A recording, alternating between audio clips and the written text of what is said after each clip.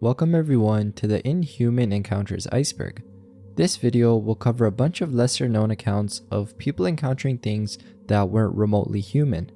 This includes things like extraterrestrials, ghosts, talking animals, cryptids, and much more.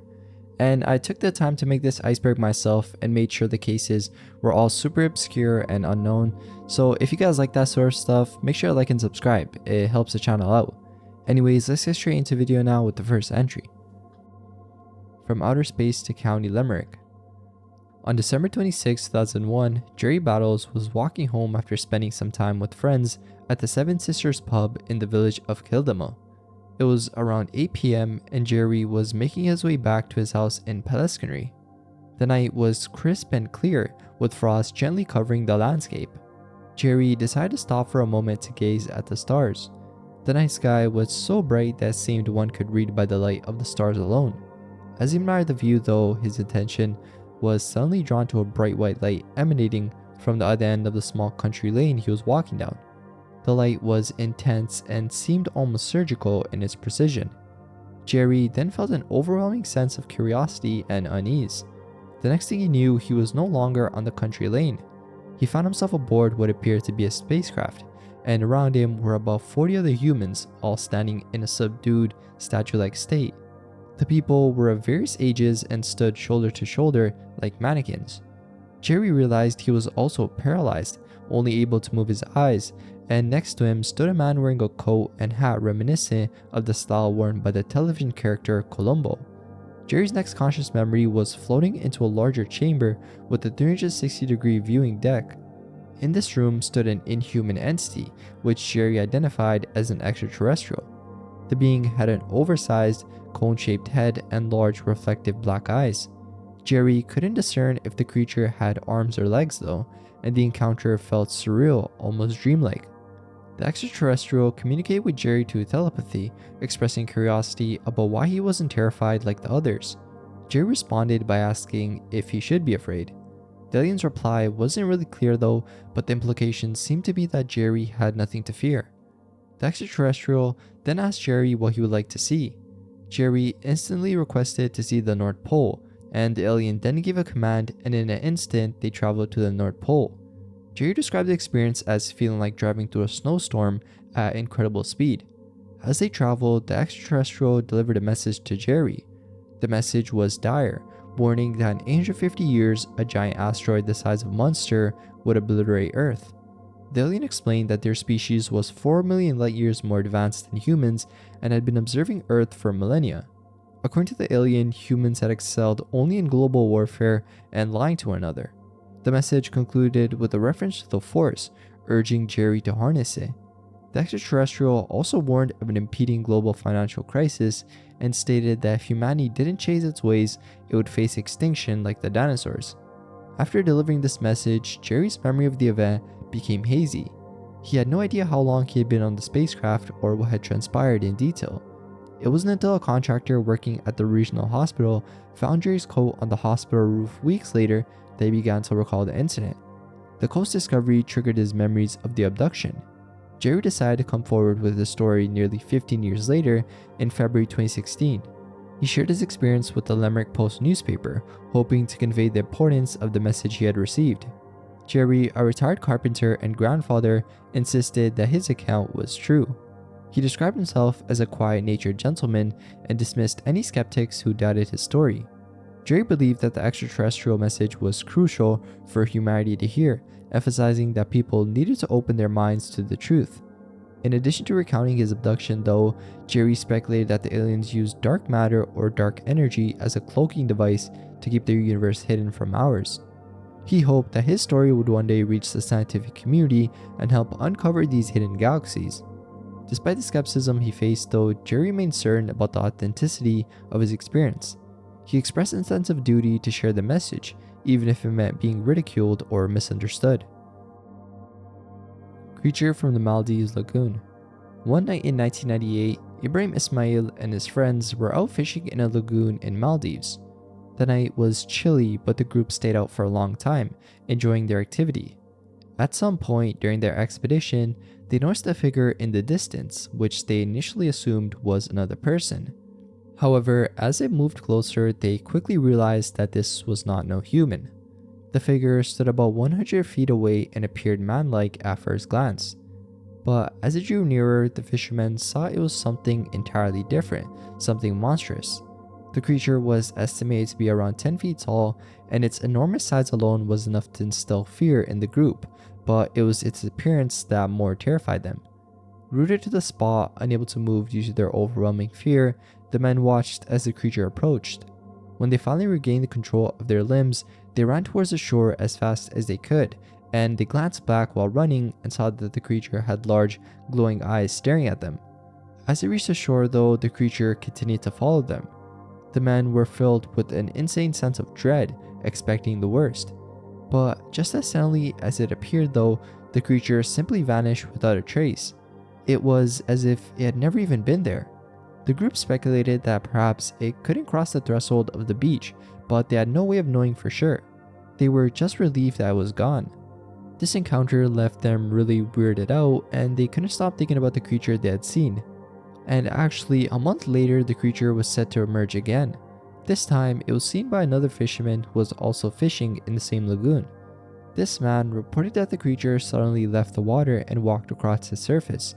He described its eyes as glowing with the same haunting light that Ibrahim and his friends had seen. The fishermen watched in awe and fear as the creature moved with an eerie grace, its eyes piercing through the darkness. The experience was so unsettling that he left the area immediately, not wanting to be anywhere near the creature. Spider-Man's Ghost. In 1982, an unusual incident occurred in Washington state.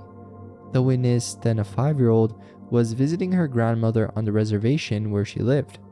While the owls were preparing lunch inside the house, the young girl played with her toys in the back room. As she glanced out the window, she noticed something strange happening in the backyard. Out of the corner of her eye, she saw what appeared to be red gloves reaching up from behind a tall cinder block wall. Intrigued, she stood up and walked to the sliding glass door to get a better look. To her shock, she saw a figure dressed like Spider-Man, complete with a red and blue tight suit and a mask covering its entire face and head. The figure moved in a slithery, snake-like manner, crawling over the wall. The young girl was stunned but felt compelled to greet the entity. Instead of feeling fear, she was more curious and began to walk towards the back door. However, she then suddenly found herself frozen, unable to move or speak. The figure came closer to the window, placed both hands on it, and cocked its head to one side, mimicking a dog's curious gesture. Terrified, she tried to scream, but could only manage to squeak after several attempts. Tears rolled down her cheeks as she pointed to the window, repeating the word "Spider-Man, Spider-Man," when her grandmother entered the room. The grandmother, sensing something deeply disturbing had occurred, called for the girl's mother. They brought the girl into the kitchen to calm her down, and both adults were clearly frightened but kept reassuring her that she had imagined what she saw. The witness didn't describe how the entity left the scene, leaving it unclear whether it vanished or simply slithered away. Years later, when the witness was 16, she returned to her grandmother's house and inquired about the Spider-Man sighting. Her grandmother provided new information, revealing that 2 years before the witness was born, a young man with what is now believed to have been autism lived on the reservation. He was harmless and well known to the community, and one day the grandmother bought him an old Spider-Man Halloween costume at a yard sale because he was fascinated by it. The young man wore the costume constantly, never taking it off until the day he had died tragically after being struck by a truck. Following his death, young people on the reservation began reporting same sightings of the young man's ghost, still dressed in the Spider-Man costume. The grandmother believed that this was what the witness had seen and that the ghost had come to play with her. Since sharing the story, the witness has heard from several other people who claim to have seen the Spider-Man ghost on the reservation. Honey, Aliens Shrunk the Kids. This event took place in 1973 and occurred near the Sabbath Day Lake Shaker village in Maine, involving an 18-year-old brother, his brother, and 2 friends. Basically, while driving close to the village, the group became aware of a bright UFO that was following them, visible through the driver's side window. The witness, who later reported the incident, described how they initially saw the object on the road towards Middle Range Pond. Attempting to evade it, they made a sharp left towards Oxford, Maine, and later turned back towards their original route near the Oxford Plains Speedway. And as they approached an apple orchard by the intersection of Route 26 Outlet Road and Quarry Road, they noticed the environment around them had changed dramatically. The usually busy road was devoid of other cars, and the sun had set unusually fast, leaving the stars appearing abnormally large and close, as if they could reach out and touch them. The typical sounds of chirping crickets were also oddly silent. The witness felt his heart pounding in his ears, describing the sensation as being inside a vacuum bottle. The UFO then reappeared, hovering above a lone tree in the orchard, lighting up orange and remaining completely silent. The four witnesses sat in the car, staring at the mysterious object for what felt like an hour. Eventually, they decided to return home, but the witness noted that daylight seemed to come much too soon. He suggested that they go to the police department to report the occurrence, but they experienced even stranger events before actually reaching their destination. The narrative sort of becomes unclear at this point since the witness promised to provide more details later, but seemingly never did. However, he described the bizarre psychological effects he and his brother experienced following the encounter. He reported that they'd been abducted and released a day later, a claim supported by the unusual symptoms they had developed. The witness sought medical attention due to a nosebleed, deep orange whites of his eyes, and aching lungs. He was shocked when a nurse measured his height at 5 feet 9 inches, despite him being over 5 feet 10 inches before the encounter. The nurse rechecked the measurement, confirming he had indeed lost an inch of height overnight. Upon returning home, their mother expressed alarm at their changed appearance, noting that they were shorter and that their eyes looked strange. The witness looked in the bathroom mirror and confirmed that he didn't look right. Desperate to prove their experience, he implored the local authorities to check his high school medical records and photographs taken on his 18th birthday, just 2 weeks prior. He questioned how an 18-year-old could lose an inch in height overnight. This incident, like some other reports of UFO encounters, involved spontaneous changes in height. The witness's emotional language in his letters suggests he was either attempting an immature hoax or genuinely panicked by his memories. The lead masks case. In August 1966, a mystery unfolded on Vincent Hill in Niterói, Brazil, involving the bizarre deaths of two TV repairmen, Manuel Pereira de Cruz and Miguel Jose Viana. Their bodies were discovered by a young boy who was flying his kite in the area. The circumstances surrounding their deaths were really strange and sparked widespread speculation about what happened. Both men were found lying side by side, dressed in suits and waterproof coats, which was unusual given the weather at the time. Beside them, authorities found an empty water bottle and a packet containing 2 towels. Strangely, they were also wearing lead masks typically used to protect against radiation. Scuba Steve. So this entry comes from a YouTube user named Lerpado who lived near Ridgeview Glen Park in Colorado and often passed it on the way to school. They frequently played there with their brother and friends. The park featured a large entrance to a storm drain with a pool of water in front of it. One day, while walking by the drain, Lerpado's friend Ben shared a chilling story. He said a local kid named Steve had drowned in the pool of water during winter, and now his ghost had since haunted the park and the storm drains, earning the name Scuba Steve. Although Lerpado couldn't find any historical records of Steve, they learned from Ben's father that drowning incidents in storm drains were not unheard of in the area. Despite doubts of Ben's trustworthiness, Lerpado witnessed 3 strange events that made him believe there might really be some truth to the legend. The first incident occurred one summer when Lerpado and their friend Elie decided to explore the storm drains. They were inspired by an episode of the TV show Lost Tapes about lizard men living in storm drains and sewers. As they wandered through the dark tunnels though, they suddenly saw what looked like the silhouette of a person. As they moved closer, the figure started running towards them. Terrified, they quickly fled the drains, convinced they had encountered something paranormal. The second strange occurrence took place when Lerpado and Elie were again planning to explore the drain tunnels. They found the water too deep to enter, so they entertained themselves by throwing rocks in the water and mocking Scuba Steve. Suddenly though, the water started splashing violently. They paused, thinking it might be caused by a rock they had thrown, but the thrashing continued as if an invisible being was splashing around in the water. This unnerving event made them run away in fear once more. And the third anomaly happened during Ben's birthday party. Lerpado, their brother, Ben and a friend named Preston begged Ben's parents to let them hunt for Scuba Steve. Initially, Ben's parents refused, citing the late hour, but they eventually gave in. The group then went to a park and saw another kid there. Lerpado recalled that the child was very skinny with dirty blonde hair, illuminated by a nearby streetlight. They played with the blonde kid for a while, forgetting about their search for Scuba Steve. Eventually, the kid said he needed to go home, and instead of walking down the sidewalk, he walked into the field and disappeared into the storm drain. Lerpado believes this might have been the only time they witnessed the legendary Scuba Steve. Lerpado also mentions that their friends told similar stories about the area, but they didn't include these accounts due to doubts about their credibility. However, they noted that the local wildlife behaved unusually, particularly the foxes, which are aggressive and sometimes chase people, leading them to wonder if ghosts could affect animal behavior. The Carrasco Affair.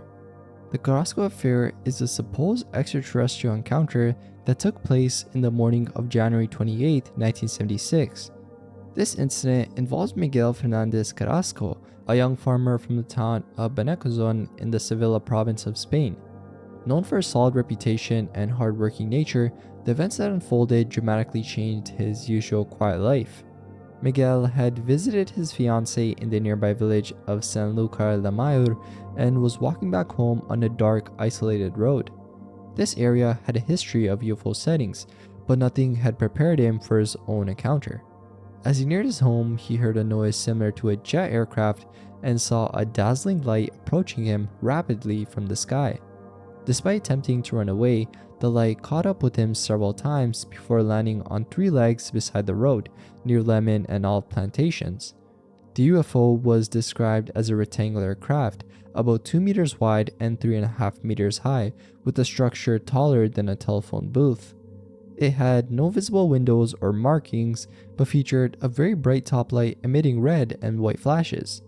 2 humanoid entities then emerged from the craft via a rectangular ramp. They were over 2 meters tall, clad in dark, tight-fitting suits that resembled rubber or plastic, with belts that emitted rhythmic pulses of light. Miguel could only make out their heads, hands, or feet, and as the entities approached, Miguel found himself paralyzed, overwhelmed by fear and a mysterious force emanating from the light. Despite his attempts to escape, he was blacked out. When he regained consciousness, he was standing at his family home's doorstep, screaming for help, a kilometer away from where he last remembered being. Miguel was immediately taken to a local doctor and subsequently to a hospital in Sevilla due to the unexplained black marks on his skin and his distressed state. The doctors at the hospital couldn't determine the cause of the marks, which were not burns and had disappeared within hours. The civil guard then investigated the incident, confirming the details of Miguel's journey and the location of the encounter. Further investigations revealed conflicting descriptions of the entities' clothing and the craft's behavior during the encounter. Some reports suggested that the landing and subsequent takeoff of the craft emitted a smoke-like vapor, possibly causing the black marks on Miguel's skin. There was also speculation that the substance from the vapor was collected for analysis, but no conclusive reports were actually provided. Creepy cultists of Cadiz. In the autumn of 1990, a weird encounter unfolded on a secluded road near a cemetery in Algeciras, Cadiz, Spain. Angel de Cara and his girlfriend were riding on Angel's motorcycle when they first encountered what appeared to be a group of cultists. These figures, about a dozen in number, were dressed in dark clothing and capes, sitting by the roadside and wearing black top hats. As the couple drove past, the eerie group turned their heads to watch, leaving Angel and his girlfriend with a profound sense of unease. 10 days after this initial sighting, Angel found himself alone near the same cemetery. This time, he was confronted by a lone figure from the group, standing disturbingly close at less than a meter away. As this figure lifted its head to look at Angel, he was horrified to see a face that was stark white and featureless, except for 2 deep black eyes that seemed to pierce through the darkness. The incident took place near a well-known hotspot for paranormal sightings, which added layers of mystery and fear to the encounter. The area had previously been the focus of numerous reports and was investigated by Spanish ufologist Juan Jose Benitez, particularly after a similar incident in Cano de la Frontera in 1989. These encounters often involved mysterious figures with unsettling appearances and were typically associated with otherworldly or supernatural activities. The humanoid figures encountered by Angel were initially mistaken for members of a satanic cult due to their attire and the ritualistic feel of their presence by the cemetery. However, the true nature of these beings remained unclear. Their distinct appearance and the setting of the encounters contributed to the ongoing speculation and fear among the locals. Researchers like Albert Rosales have documented this case in collections of humanoid encounters. The inability, though, to properly define what Angel and others witnessed has left the door open for various interpretations, ranging from ghostly apparitions to alien visitations. Francois Bertrand, the Monster of Montparnasse. In 1847, Paris was gripped by a series of gruesome events that unfolded in its largest cemetery, Père Lachaise. The incidents centered around a mysterious figure who became known as Francois Bertrand, later dubbed the Monster of Montparnasse. This case remains one of the earliest documented instances of necrophilia, mixing elements of the supernatural with horrific criminal activity. The terror began when cemetery guards noticed disturbances at Père Lachaise. Night after night, graves were found desecrated, their contents horrifically mutilated and scattered. Witnesses reported a dark figure that was partly human and partly animal, which evaded capture with ease, leaving behind only the chaos of his nocturnal feast. The creature was said to vanish when pursued, adding a spectral quality to his already alarming presence, and the situation escalated when a freshly buried young girl was exhumed and her body desecrated, leading to public outcry and intensified efforts to catch the perpetrator. The breakthrough, though, came when an army officer noticed a particular section of the cemetery wall showing signs of frequent scaling. A trap was then set using tripwire connected to an explosive, which eventually led to an encounter with the suspect. Following the detonation, cemetery detectives confronted a humanoid figure, attempting to escape. They fired at it, wounding the creature, which nevertheless managed to scale the wall with astonishing speed. A trail of blood and pieces of a military uniform left at the scene pointed to the involvement of a soldier. The subsequent investigation quickly focused on Sergeant Francois Bertrand of the 74th Regiment, who had been admitted to Val de Grace Hospital with injuries consistent with the cemetery encounter. Under interrogation, Bertrand confessed to the crimes, describing an uncontrollable external force that compelled him to desecrate graves. He portrayed himself as a victim of possession, claiming that during these episodes he transformed into a beastly entity driven by macabre impulses. Bertrand's trial was a spectacle that drew significant public and scientific interest. He was ultimately sentenced to 1 year in prison, a surprisingly lenient term given the nature of his crimes. The case prompted Belgian physician Joseph Gosselin to coin the term necrophilia, defining it as a sexual attraction to corpses, which Bertrand exhibited by mutilating the bodies and performing acts of defilement. The case of Francois Bertrand is often compared to mythological creatures due to the bizarre and inexplicable elements of his nighttime escapades. Some likened him to a werewolf or a ghoul, noting his reported ability to change form and his superhuman agility. The Vampire of Lochmaben Castle. In the early 1990s, the quiet woods surrounding Lochmaben Castle in Dumfries in Galloway, Scotland, became the center of disturbing reports. Tom Robertson, a local investigator drawn by tales of unusual occurrences, embarked on an exploration of the area following rumors of animals found drained of their blood.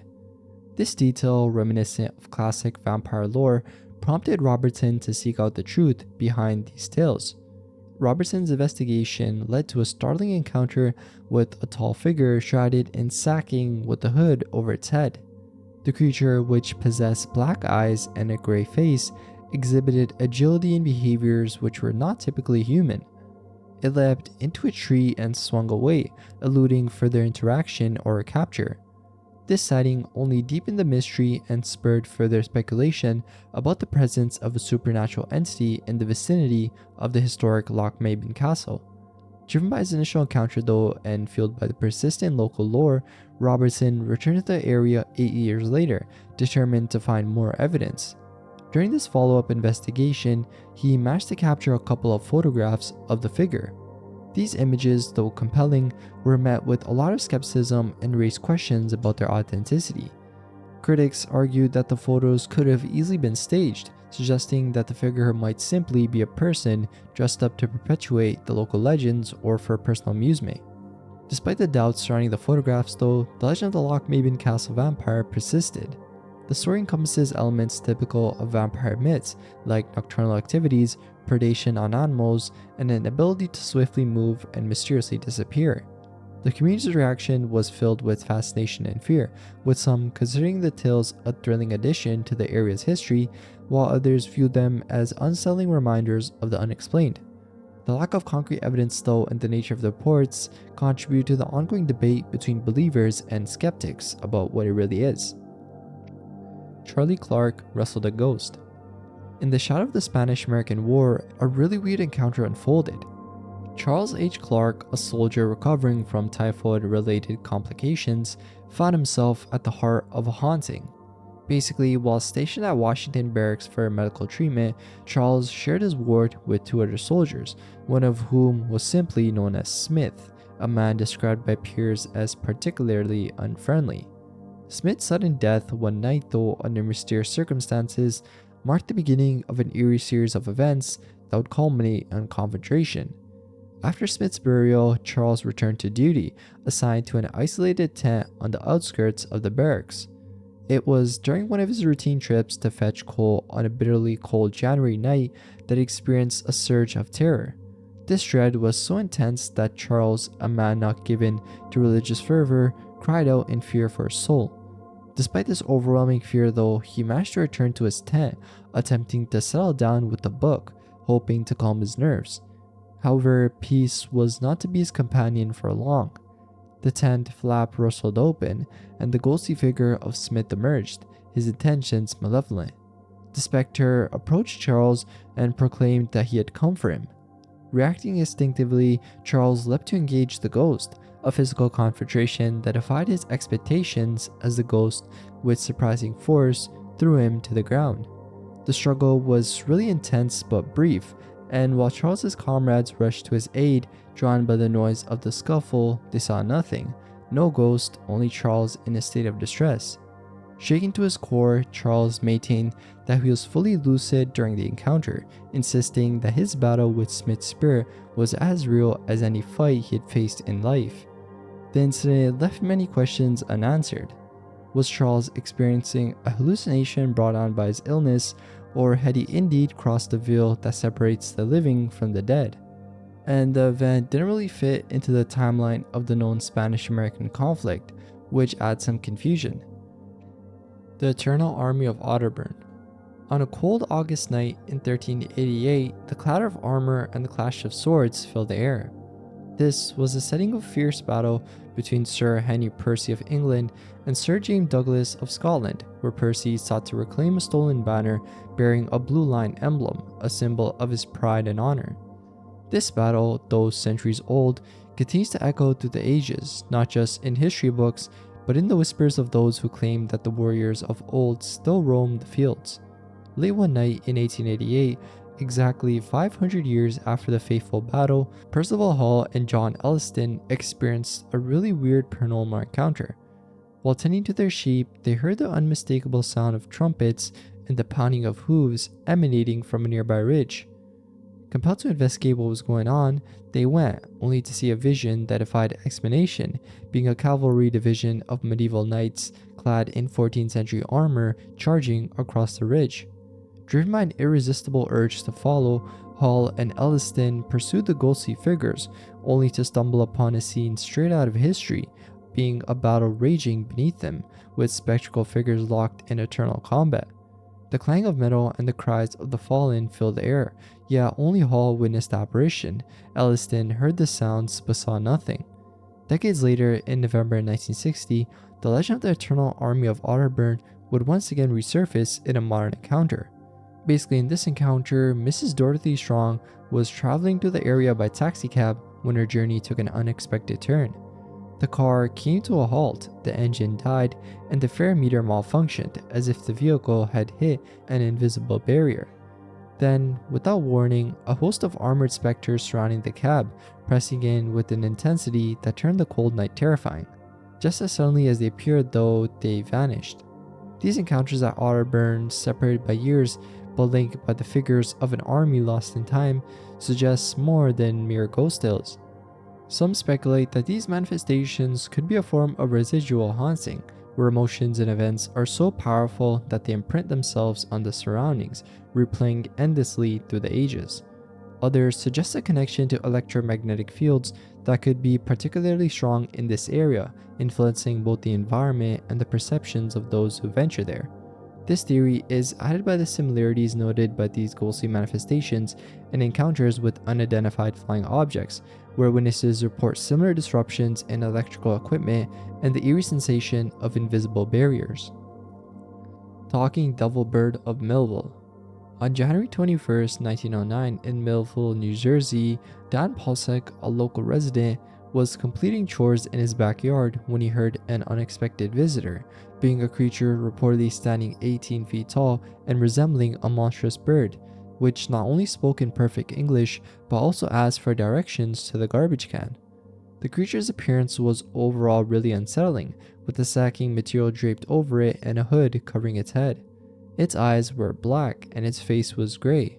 As Polsek tried to retrieve what the creature had asked for, it suddenly grabbed him. In a panic, Polsek fought back with the hatchet he had on his belt, striking the creature repeatedly. To his astonishment, splinters flew from the creature's body with each hit, suggesting it was made from some wood-like material. During the struggle, the creature whispered into Polsek's ear before he delivered a final blow to its face, causing an eyeball to fall out.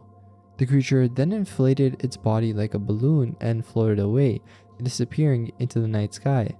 The story of the whole encounter was then reported by the Osbury Park Evening Press the following day. The article described how this monster beast bird had not only interacted with Polsek, but had also exhibited characteristics that seemed both supernatural and mechanical. The mention of the creature speaking and its body reacting to physical damage in such an unusual way led to widespread speculation about mass hysteria or a misinterpretation of a more mundane event, possibly influenced by the cultural context of the time.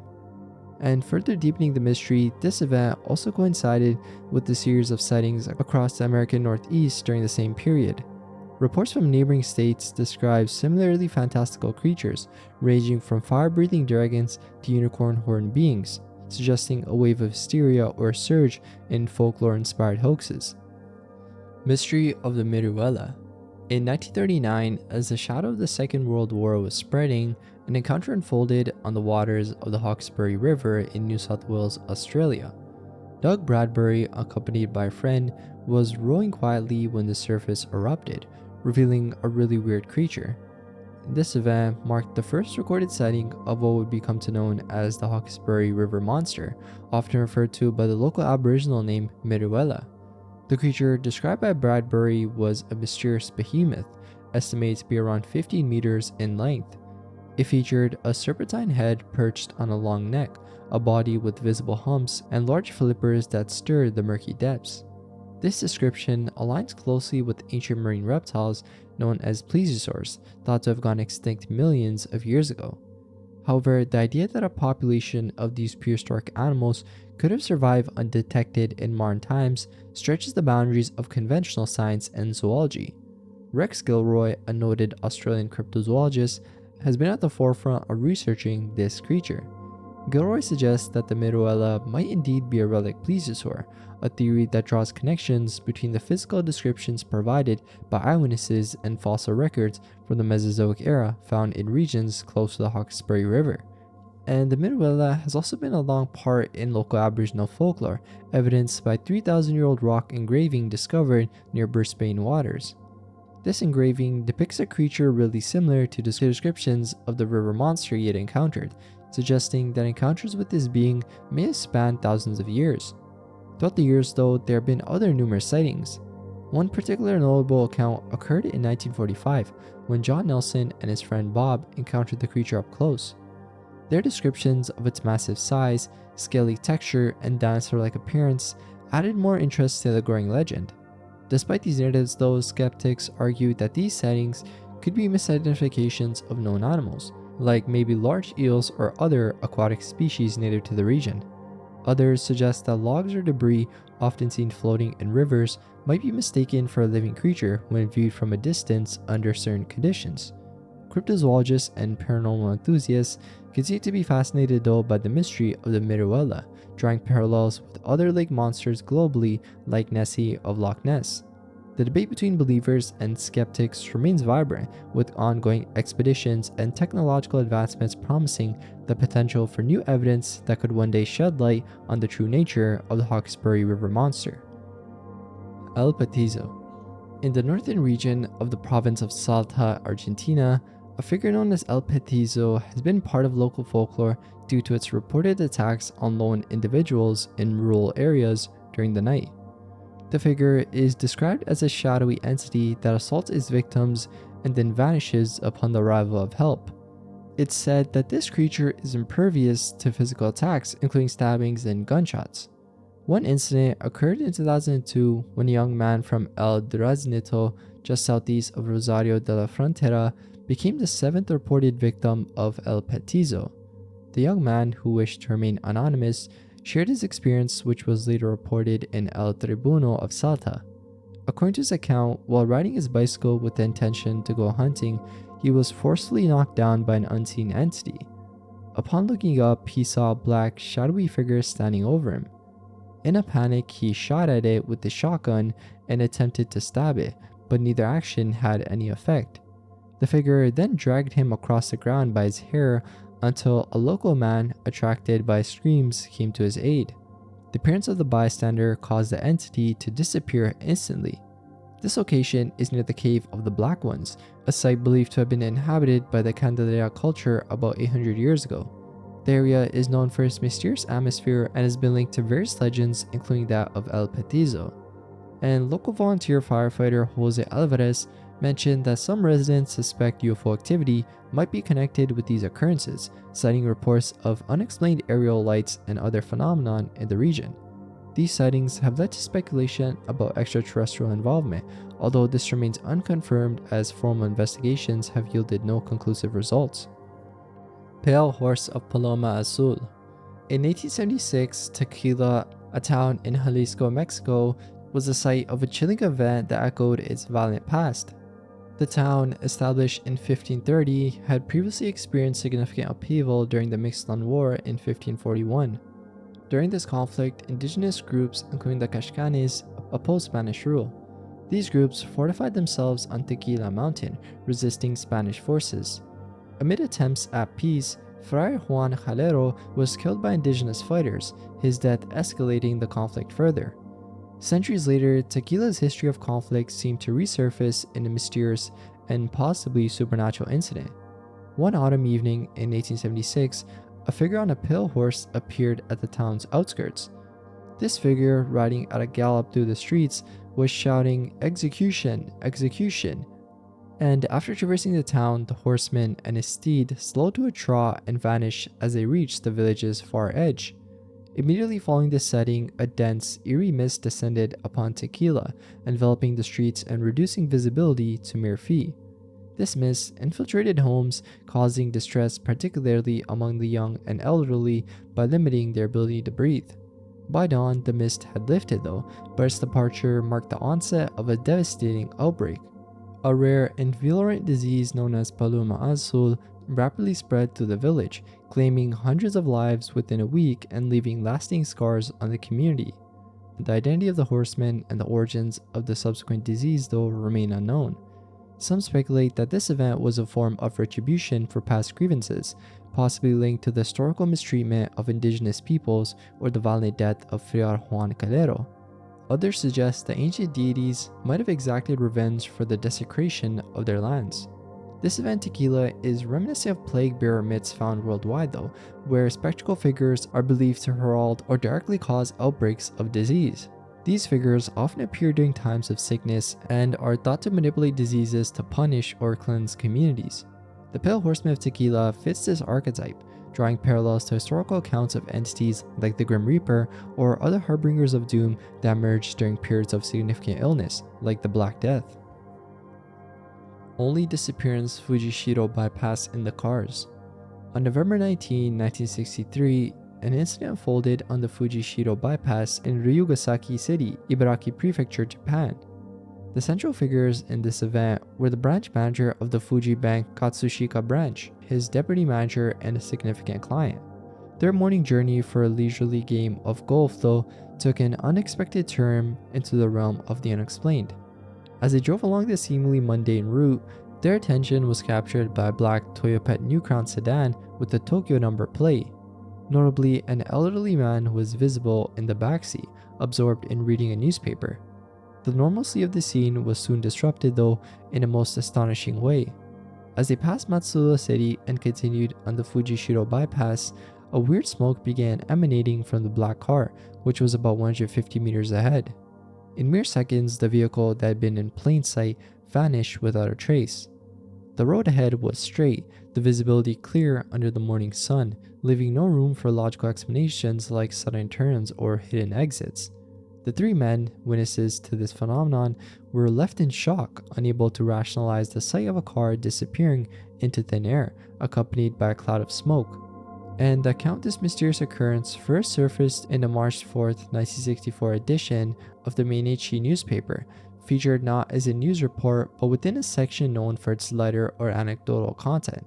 This initial reporting did not specify the date of the event, which was later detailed in a 1976 book that added further narrative elements, like a specific date and additional context involving a wet patch on the road at the site of the disappearance, suggesting a supernatural intervention. Skeptics and believers alike have proposed various theories, though, over the years. One suggestion is that the episode was a collective hallucination or a misperception under the influence of the monotonous drive. Others speculate about the possibility of an elaborate hoax involving a stolen car, given the high value and desirability of the Toyopet New Crown during that era. The mention of an injured man left behind in some version of the story also had some layers of interest, suggesting possible stage distractions or other deceptive tactics. Despite extensive discussions and the lure of a mystery, no concrete evidence has ever surfaced to validate the incident. The original newspaper piece remains the primary source, with its narrative embellishments and subsequent retellings contributing to the folklore surrounding the event. So yeah, what might have been a simple anecdote has transformed into a robust urban legend known as the Fujishiro bypass incident. Nancy Evans Bush escaped the Matrix. Nancy Evans Bush's story falls within the realm of near-death experiences, or otherwise known as NDEs. Unlike the typical NDE stories that paint pictures of peaceful transitions and heavenly visions, her experience dives into more darker and unsettling narratives.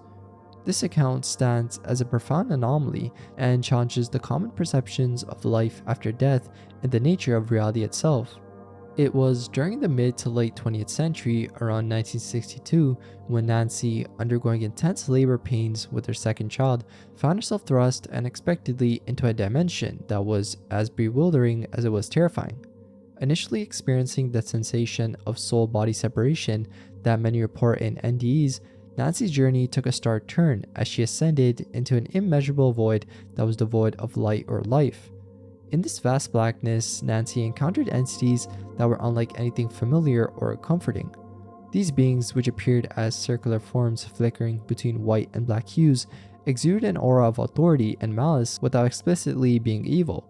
They communicated a chilling message to Nancy, being that her life, her memories, and all she knew of the world were merely illusions, a cosmic joke. They insisted that nothing she believed to be real had ever existed. This revelation was catastrophic for Nancy, shaking the very foundations of her faith and understanding. Raised in a liberal Christian environment where the principles of love, forgiveness, and an afterlife were ingrained, this experience was antithetical to everything she had learned. The entities left her alone in the void with this new, harsh understanding, forcing her to confront a reality where all she had known and believed was negated. The impact of the experience was profound. After being revived, Nancy was haunted by the implications of what she had been told. The existential crisis drove her to question the very nature of existence and predestination, a concept she had never seriously considered before. This encounter had not only challenged her spiritual beliefs, but also left her isolated with the truth that felt too heavy to share. And 6 months following the incident, a seemingly innocuous moment turned pivotal when Nancy came across a symbol in Carl Jung's book that perfectly depicted one of the entities she had seen. This symbol, the yin-yang, was a concept previously unknown to her, yet it resonated deeply, providing a potential link between her experience and the ancient philosophical ideas of dualism and balance. This connection spurred Nancy to delve deeper into the study of NDEs, especially those with distressing or hellish themes, which are often overshadowed by more blissful accounts. Her research led her to become a significant figure in the International Association for Near-Death Studies, where she advocated for greater recognition and understanding of the darker aspects of these experiences. Nancy's contributions to the field are encapsulated in her writings, notably in her work Dancing Past the Dark, where she explores the complex nature of NDEs and their impact on individuals' spiritual and existential perspectives. Throughout her work, Nancy has provided voice for those who've encountered the unsettling depths of the near-death experience, advocating for a more nuanced understanding of these events. Chameleonic Creeper of Saltern Cove. On the 27th of July 2010 in Saltern Cove, a serene location south of Peyton in Devon, something extraordinary and unexplainable was witnessed. This area basically became the center of a mysterious encounter that involved a creature resembling a plesiosaur. The sighting was made by Gil Pierce, among others, around 1530 that day. Gil Pierce and other locals initially mistook the creature for a turtle due to its reptilian head and apparent shell. However, as the creature pursued a school of mackerel, causing them to beach themselves in panic, it became clear that this was no ordinary sea turtle. The creature's neck was excessively long for a turtle, and its behavior was unlike any known marine turtle species, which typically feed on jellyfish, not fish. Pierce managed to capture photographs of the creature, which showed a dark shape with a distinctively long neck, a greenish-brown hump, and large flippers. The creature was estimated to be around 3 meters in length, with the neck alone measuring around 2.5 feet. These photographs were later analyzed by the Marine Conservation Society, where Claire Fisher, a marine biologist, confirmed that the creature didn't match the characteristics of any local turtle species. The sighting was also corroborated by Graham Oxley, a 63-year-old local who was walking his dog along the beach. Oxley described the creature as having a dome more rounded than a turtle's shell and a color-changing quality similar to that of a chameleon, adapting from black in the shade to greenish-brown in sunlight. This adaptability in coloration added some layer of mystery to the creature, as it suggested a form of camouflage not typically seen in large marine reptiles. The MCS, after reviewing the photographs and witness statements, concluded that the sighting was genuine, but could not definitively identify the creature. This left open the possibility that what was witnessed at Saltern Cove was either an unknown species of marine life or a visit from a creature thought to be long extinct. This incident at Saltern Cove also stands out because of the clarity of the photographs and the credibility of the eyewitnesses. Unlike many cryptic sightings where details are murky and documentation is lacking, the chameleonic creeper of Saltern Cove was observed in broad daylight and documented in a manner that allowed for scientific scrutiny.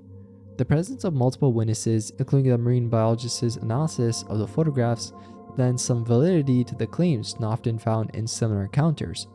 And also, the historical context of Saltern Cove, with its ancient and biodiverse marine environment, provides a plausible setting for such an unusual sighting. The area's secluded waterways and deep rock pools could potentially hide unknown species or migratory marine life that seldom come close to shore. Pterodactyl Playground. In a less documented case of cryptid sightings, Mr. Fields reported encountering a creature resembling a pterodactyl in an unspecified park in the United States. This incident, though scarcely detailed and surrounded by skepticism, was mentioned in Neil Arnold's compendium Monster and AZ of Zooform Phenomena. The sighting occurred as Mr. Fields and a neighbor were returning home through a local park. Their evening, though, took an unexpected turn when they heard a loud crashing noise emanating from the playground area, particularly around the swing set. Approaching the source of the disturbance, they were startled to find a large winged creature perched momentarily on the playground equipment. Described by the witnesses, the creature possessed a formidable wingspan of about 6 feet and featured distinctive physical characteristics like a large beak and sharp claws, similar to those of prehistoric pterosaurs. However, the brief encounter provided little opportunity for detailed observation, as the creature took flight almost immediately upon their arrival, disappearing from sight. The report's lack of specific details, though, like the exact location and date, along with the absence of photographic evidence, casts a shadow of doubt over the encounter. Critics argued that the creature could have been a misidentified large bird native to the region, known for their significant wingspans and occasionally unusual appearances. The notion of a modern-day pterosaur sighting aligns with the niche but persistent theme within cryptozoology that suggests surviving pockets of prehistoric creatures. Such claims are often met with skepticism, though, due to a lack of verifiable evidence and the challenges posed by what would be an extraordinary survival of a species thought extinct for millions of years. The incident raises questions about the influence of cultural folklore and media on the perception of unexplained phenomena. Robo-walrus off Henderson Island.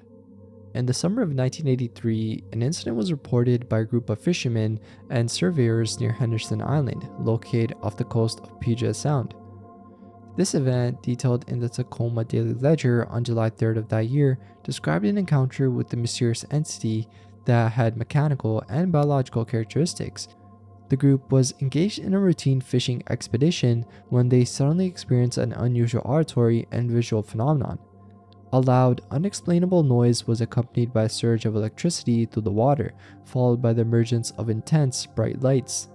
This disturbance in the quiet waters near Henderson Island immediately caught the attention of the fishermen and surveyors present.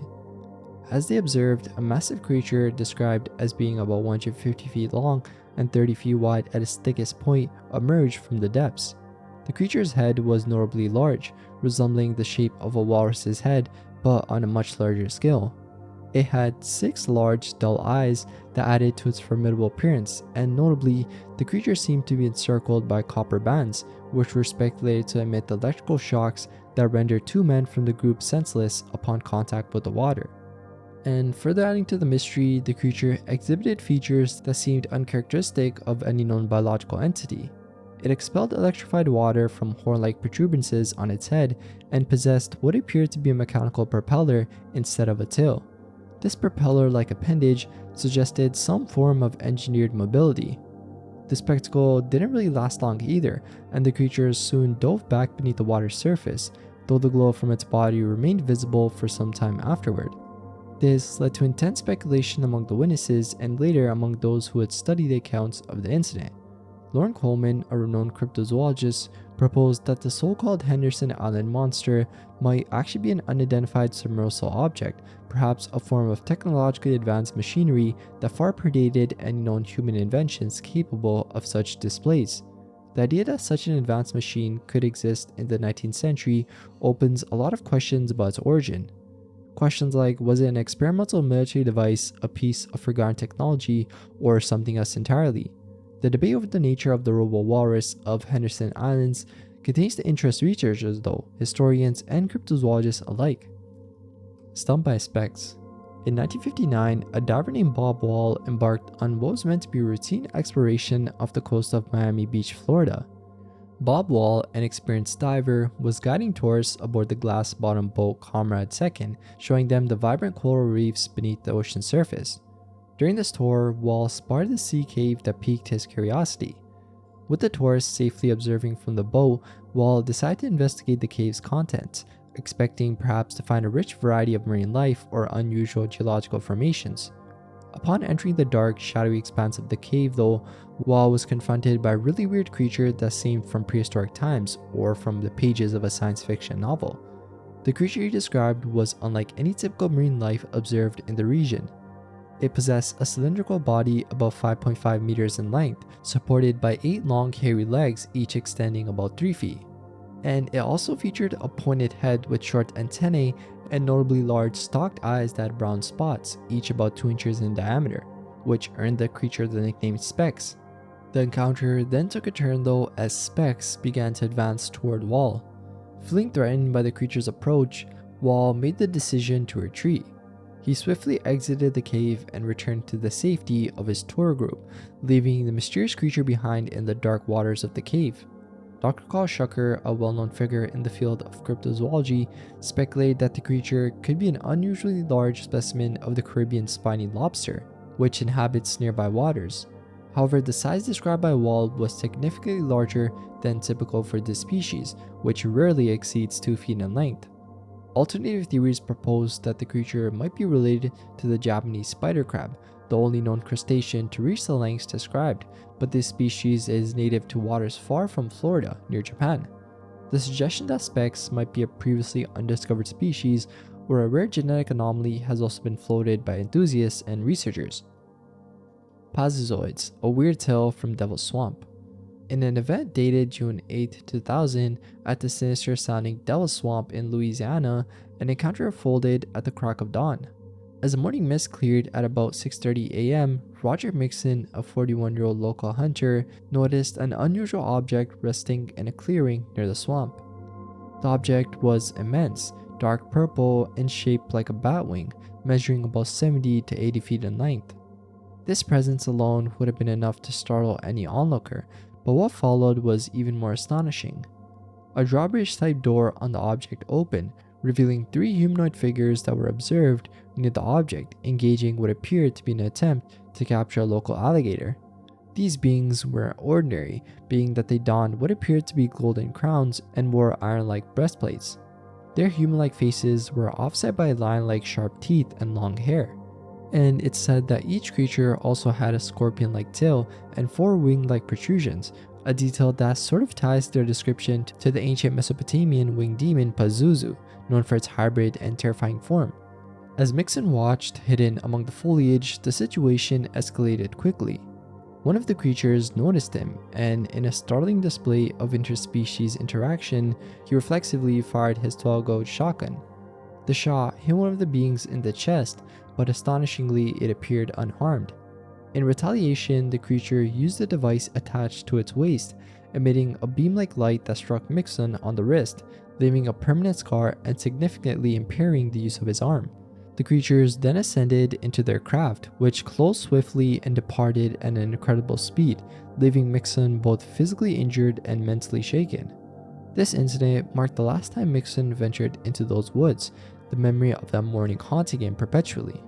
And this account first surfaced on Long Strickler's Phantoms and Monsters website, derived from an older source known as UFO Watch, which remains elusive in mainstream research channels.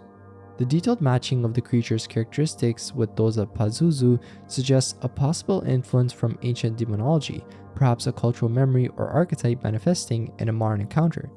Skeptics might argue that the story is a concoction or hallucination, influenced by Mixon's familiarity with mythological or fictional representations of a demonic entity. Yet, the physical evidence of the injury and the detailed account add some complexity to the dismissal of his story as mere fabrication. Argolito, the Go-Ahead Story.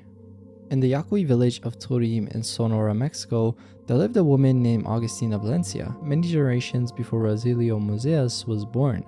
Rosalio, though, would later write a memoir capturing the events from Augustina's life, told to his grandmother when she was young. These stories included Augustina's experiences with disease epidemics, wars, and natural disasters. Yet, among her tales, one stands out prominently, being the story of the Argolito, also known as Suwaka or Suguasa in Yaqui, a being similar to modern descriptions of extraterrestrial visitors. According to the lore, the Argolitos are beings from another world, capable of flying through the air at incredible speeds, often appearing as small lights with a distinctive whoosh sound. When near the ground, these beings are said to have long ropes trailing from their glowing forms, which they carry over their shoulders. The Argolitos are considered the natural adversaries of the Sirpas, monstrous shapeshifters who were once humans transformed by committing grave sins. The Sirpas are doomed to grow continually in size, living in caves until they become so large that they move into the sea, where many are said to reside. This narrative sets the stage for an encounter recounted by a goat herd named White from Turim, which he claimed to have witnessed not long before Rosalio's grandmother's time. White was tending his goats near Canyoabam Canyon, rumored to be haunted by a Sirpa that had once been a man named Tomas, transformed into a giant rattlesnake for marrying a close relative. According to local reports, a manifestation of this Sirpa was a woman in white frequently seen emerging from the canyon. One night, White observed a bright light descending into the canyon with the rope streaming behind it. Curious, he approached the edge and saw an Argolito engaged in a fierce battle with the Sirpa.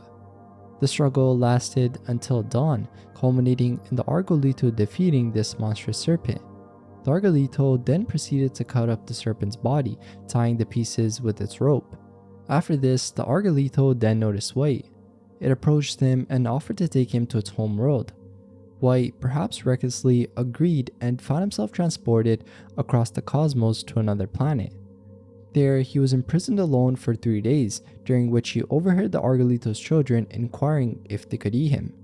The Argolito explained that White was the son-in-law of the rain, a phrase suggesting some significant, albeit cryptid, status. After 3 days, White was returned to Earth, left on a hill north of Turim.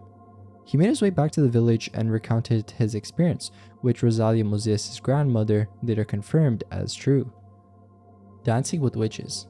Mexico, known for its vast and dusty landscapes, an encounter unfolded that locals still recount with a mix of disbelief and fear. The event involved 2 young women, Steve and Andrew, who were cousins commonly known for their lively spirits and fondness for local gatherings. On this particular night, they were en route to a distant ranch to attend a party, a journey they embarked upon mounted on their trusty horses, traversing the rugged dirt paths that snaked through the region. As they arrived at the party after nightfall though, they quickly noticed 2 unusually attractive women standing aloof in a corner. These women were distinctly fair-haired and light-skinned, features that were exceptionally rare for the area. The young men wasted no time and soon found themselves dancing with these enchanting strangers, enjoying several dances before deciding it was time to head back home. Their return journey began uneventfully under the cover of darkness. However, about 30 minutes into their ride, a bizarre and unsettling sight had confronted them. The very same women they had left behind at the party were now inexplicably ahead of them on the same dirt road, walking in the moonlight. Confused but curious, Steve and Andrew halted their horses and approached the women, only to watch in shock as the figures laughed briefly before vanishing into thin air right before their eyes. Shaken but compelled to investigate, Steve dismounted and called out into the darkness.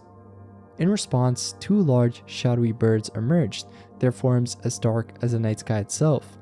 These birds, possessing an uncanny human-like ability to speak, taunted the men, thanking them for their dance earlier that evening. Then Steve instinctively drew his gun and fired at the birds. The bullets, though, had no effect, as the birds continued to circle above, simply laughing. In a final act of defiance or perhaps desperation, one of the birds swooped down and scratched Steve's face, a minor wound that did little to deter his resolve. The creatures eventually flew away though, leaving the men bewildered and frightened. Salt Lake Fire Drake. In Utah, especially around Great Salt Lake, there's been multiple sightings of creatures that resemble pterosaurs. Among the most interesting of these accounts are tales from 1903 and 2001. In 1903, residents near Stansbury Island witnessed a massive creature that they described as a blend of fish, alligator, and a bat. And then 2 hunters, Martin Gilbert and John Barry, observed this creature over several days. They described it as being at ease both in the air and water, suggesting an amphibious nature. The hunters estimated the creature's length at about 50 to 65 feet, with a head resembling that of an alligator and a body covered in heavy, horny scales. The creature was also said to possess large, bat-like wings extending as wide as 100 feet from tip to tip. This creature was also reported to have carried a horse in its jaws. The hunters' detailed observations contributed to a narrative that suggested that this creature was a surviving relic of a bygone era, possibly a pterosaur, though it's important to note that their descriptions also aligned with depictions of dragons or other fantastical beasts. Then, in 2001, a similarly interesting account occurred when 3 children in Grantsville observed a large, winged creature that appeared to emit a bioluminescent glow. This sighting was thoroughly investigated by Jonathan D. Wickholm, a researcher specializing in modern pterosaur sightings. The children described the creature's glow pulsing on and off, a phenomenon that seemed to agitate local farm animals. This creature, referred to locally as the glowing pterosaur, was also linked to the ropen of Papua New Guinea, a cryptid described in similar terms. Whitcomb's investigation suggested that these children had witnessed an animal not recognized by current science, possibly a living pterosaur or similarly prehistoric creature that has somehow survived in secluded environments. And these sightings are also framed by controversial petroglyph on the San Rafael swell, which some believe depicts a pterosaur. But while rock expert Fran Behrens and others have suggested this interpretation might be influenced by pareidolia, the discussion still continues. Critics argued that the petroglyph does not depict a prehistoric creature but rather a combination of more natural and recognizable features like humans or animals. Fire spirit in the Fuldenses. In 858 AD, the village of Caput Monsium near Bingen am Rhein in Germany began experiencing disturbances attributed to a poltergeist. The village, located at the gateway to the mountains of the Rhine Valley, witnessed events starting with stones thrown by unseen forces and knocking sounds on the walls of homes, as if hammered. The disturbances then quickly escalated, with the entity involved engaging the villagers in conversation, revealing stolen items and sowing discord. The entity focused its malevolent attention though on one villager in particular. It followed him relentlessly, starting fires in any building he entered. This forced him to relocate to the outskirts with the family. However, the harassment didn't stop there, being that the entity set fire to his crop stack in the fields. Blamed for the ongoing disturbances, the villager underwent a trial by ordeal involving scalding hot iron to prove his innocence, which he did. Efforts to rid the village of this menacing spirit, though, involved priests and deacons from Mainz, armed with holy relics and crosses. They attempted an exorcism in a house where the spirit was particularly active, using holy water and prayers. The entity then responded aggressively, throwing stones that injured the clergyman. Also, the spirit claimed to have dominated a priest from the exorcism team by exposing the priest's secret relationship with the local bailiff's daughter, thereby shaming him and asserting its control. It declared the priest its servant, having been under scope during the sprinkling of holy water. The relentless attacks by the poltergeist then continued for 3 more years, during which it spoke openly to villagers, manipulating and terrifying them. And the entity's presence and activities led to the eventual destruction of Caput Monsium by fire, leaving the village in ruins in 861. The exact location of this place though is lost to history, possibly existing under a different name or completely erased from the map. Dark Dumbo. So this one comes from a Reddit post, and a Reddit user named Mutually Awkward shared a story told by their father's girlfriend about an encounter with the weird entity in her apartment. Alone in her apartment and having fallen asleep in the living room with the lights on, she awoke late at night to a startling sight. There, floating in the air, was a humanoid creature with a childlike stature but with a disproportionately large head and enormous ears, which it flapped to hover. This entity, which she referred to as Dark Dumbo due to its large ears, had a grin that paralyzed her with fear. This vision lasted only a few moments before the creature simply disappeared. Compounding her distress, she recounted other times where she experienced what felt like being choked by an unseen force during the night. These encounters suggest a possible case of sleep paralysis, which is a condition the witness is familiar with, though she insists that these experiences felt really different and more visceral than typical sleep paralysis episodes. And another plausible explanation though offered is a state of consciousness between wakefulness and sleep, where vivid hallucinations can occur. Chris's Brudja. A recent encounter in northern Donna, Texas, brought a mysterious and unsettling figure into focus. Basically, a local man named Chris was driving to his brother's house around 9 p.m. along Val Verde and Minnesota roads. As he turned east on Minnesota Road and progressed about half a mile, an unexpected sight confronted him, being a figure in rags flying alongside his driver's side window. This entity, described by Chris as a female figure with long hair and ragged flowing clothing, seemed to inspect Chris closely, her face being obscured by her hair, which fluttered in the wind. Despite her keen observation, she didn't find what or whom she was looking for in Chris's vehicle. After a tense few seconds, she simply veered away and disappeared into the night. This sighting adds to a growing number of reports involving feminine flying humanoids, especially those resembling the folklore entity known as Brudja, which is commonly associated with witchcraft in Mexican and southern US traditions.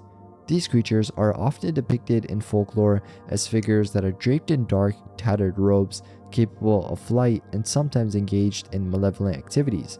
The incident on Minnesota Road also aligns with such descriptions, but leaves many questions unanswered about the intentions and origins of these beings. Questions like, is this an actual supernatural phenomenon or merely a case of mistaken identity involving birds or other wildlife? And it might also be a collective cultural myth that took its place into public consciousness. The Agarthans visit. In the 13th century, an event occurred involving the Turkish poet and thinker Mevlana and his wife Karahattin in their home in Konya, Turkey. This event was documented between 1207 and 1273 and describes a really interesting visitation. Karahattin reported that her husband Mevlana had an unusual encounter with 6 imposing men who appeared in their house through an anomalous door that manifested on an otherwise solid wall. These men, which were described as humanoids, carried with them roses which they presented to Mevlana before initiating a prayer session. After their prayers, these figures vanished just as mysteriously as they appeared, leaving no trace behind except for the roses they had brought. Kira, who was perhaps seeking validation of this strange visit, took the roses to her gardener. The gardener, upon inspecting the flowers, identified them as rare Indian roses, which added to the mystery since they were of exotic origin. This whole encounter has led some researchers of paranormal phenomenon to speculate that the visitors might have been from Agartha, which was a legendary subterranean civilization thought to exist under the region of India. This theory suggests that these beings from Agartha are capable of interdimensional travel, appearing in our world from theirs through portals manifesting as doors. Despite this narrative though and the historical interest surrounding Mevlana, who is a revered figure, the claims of a connection to a lost civilization like Agartha are highly speculative and not supported by concrete evidence. Theories of such encounters often arise from a combination of folklore, cultural symbols, and the human propensity to find connections in unexplained phenomena. The sheep want you to come back. In the summer of 1990, Gregory Pauline and his friends experienced an unusual encounter near Edale in the Peak District. Basically, around 11:30 p.m., under the cloak of darkness, the group, armed with only a couple of torches, ventured out for a walk along the footpaths near their camping site. Their adventure led them across farm fields and towards a secluded ditch lined with high bushes, setting the stage for the experience. As they neared the ditch, the group, already jittered from trying to scare each other earlier, halted to decide who would cross first. It was at this moment they heard an unsettling noise coming from the other side of the ditch. Initially, it seemed to be just a sheep making noise, but there was something weird about the sound that made them uneasy. It appeared as though the sheep was articulating a word, although they couldn't determine what it was saying. Speculating that it might be a prank by someone hidden in the bushes, the group whispered among themselves. The absence of any further sounds, though, like laughter or movement, which would typically follow a prank, made the situation feel all the more sinister. The air was charged with tension, and after a few minutes of nervous waiting, they decided to retreat, slowly walking backward and keeping their eyes fixed on the bush. Their retreat was hastened, though, when they heard the noise again. This time, it unmistakably sounded like the sheep was mockingly telling them to come back. The tone was sort of unnerving, almost as if daring them. Without hesitation, the group turned and ran back to their campsite, with the eerie invitation echoing behind them as they fled. The next morning, curiosity got the better of them, and they returned to the site of what happened, only to find nothing out of the ordinary. No signs of disturbance, no indication of what may have caused the previous night's events. And adding to the tale, a fellow forum user suggested a rather down-to-earth explanation for the event. They proposed that perhaps a distressed hiker, injured and hidden in the bushes, might have been trying to call out for help. This theory was also added by the user's own experience of being injured and unnoticed by nearby sheep while hiking. Dogmen from a UFO. In early June 2016 in southern New York, an event occurred involving 3 friends, Jamie, Dan, and another unnamed individual during a camping trip on a mountain. The group, unsure of the legality of their camping spot, settled down for a night outdoors equipped with a tent and a fire. They spent the evening relaxing and socializing until the atmosphere around them shifted dramatically. The forest, which was typically alive with the sounds of nocturnal creatures, fell completely silent. The sudden change was accompanied by a tangible feeling of static electricity in the air, making the hair on the back of their necks stand on end. This was followed by a deep, resonant bass sound and a mysterious light that illuminated the entire forest. Described as initially resembling a large firework, the light eventually split into several small lights before disappearing completely into the trees. Attempting to rationalize the experience as a natural phenomenon, possibly a meteor, the group returned to their activities. However, around 2 a.m., the situation escalated. Dan, who had chosen to sleep outside by the fire, woke his friends to report a large, unidentified creature observing their campsite from a distance of about 50 feet. Basically, according to Dan, the creature resembled a bear but stood on two legs and moved in a way that suggested curiosity or scrutiny. The encounter intensified though when the creature, accompanied by others of its kind, approached the campsite. The group described hearing a loud, piercing scream similar to the sound of a pig being slaughtered, only deeper and powerful enough to cause physical discomfort. The creatures, referred to as dogmen because of their canine-like appearance, exhibited aggressive behavior, running towards the tent and interacting with the campsite infrastructure. In a panic though, the campers observed the dogmen pulling at the tent poles, causing the structure to collapse partially. The intensity of the situation peaked though when everything fell silent again, and the group seized the moment to escape to their truck.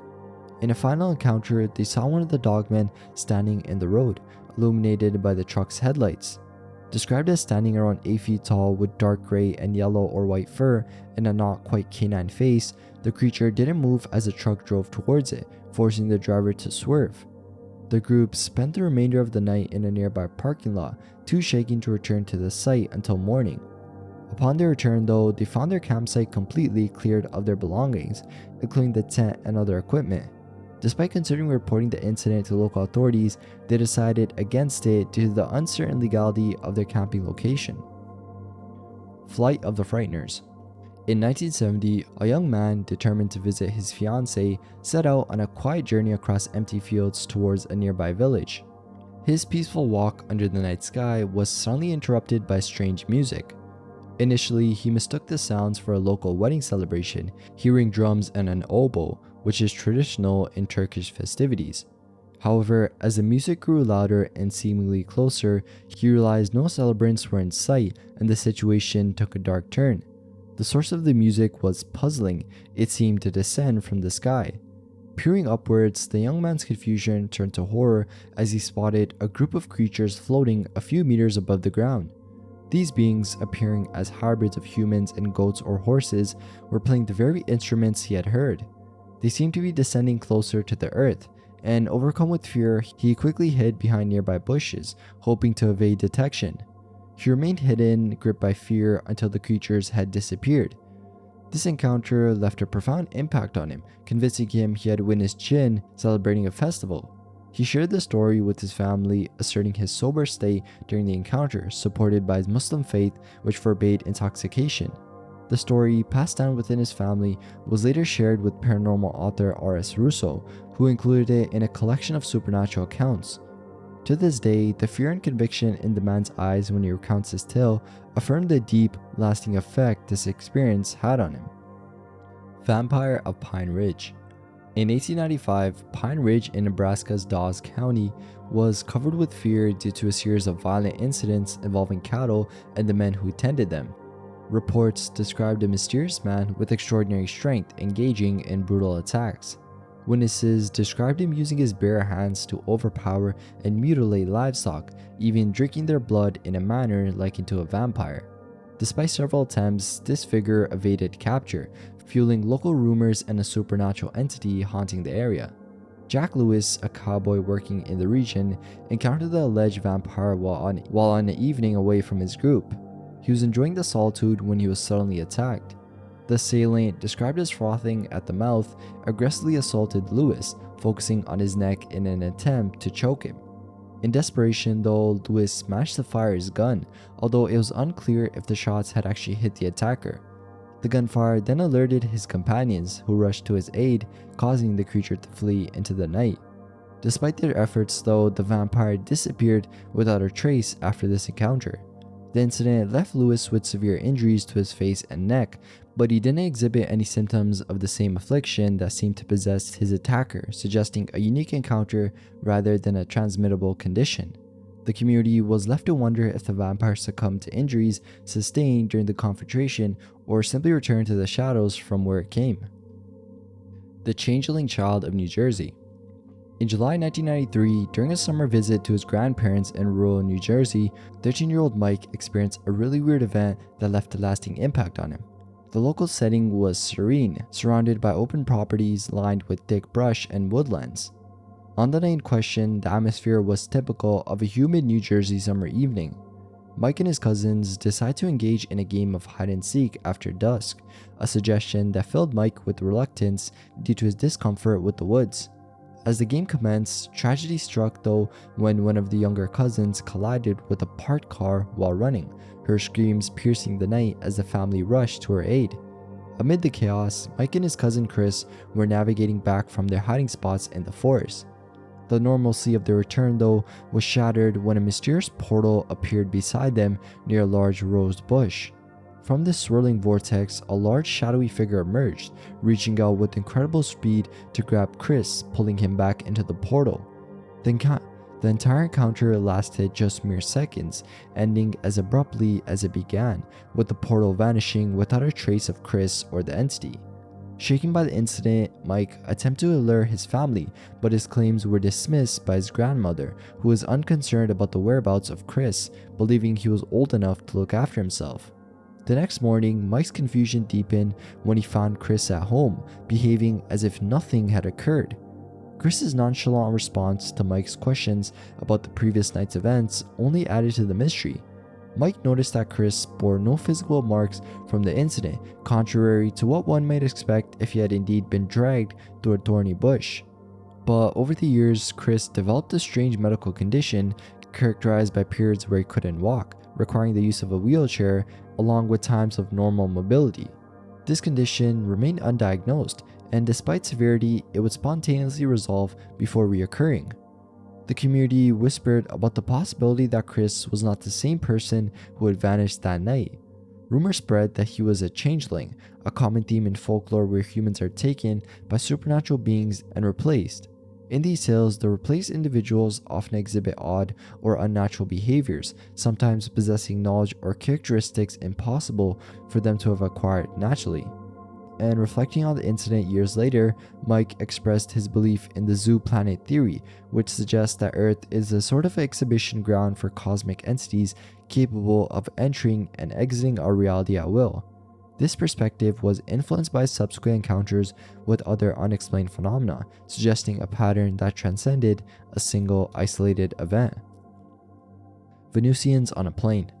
During a routine flight from Palm Springs, California to Portland, Oregon, a flight attendant encountered 3 unusual passengers that led her to believe they were not of this world.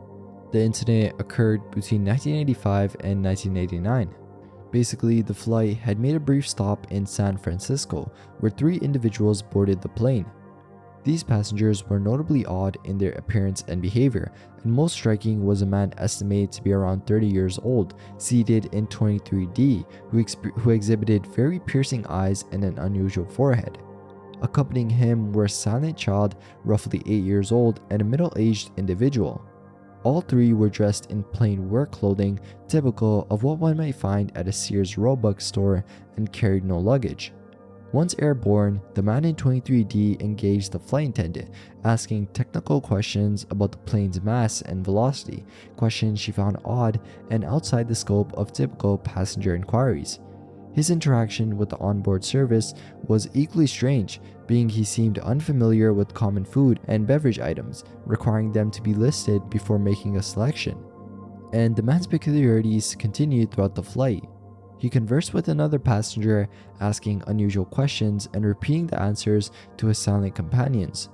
His knowledge extended beyond normal bounds, being he knew the flight attendant's feelings of dislike toward another crew member without being told, suggesting he could read her thoughts.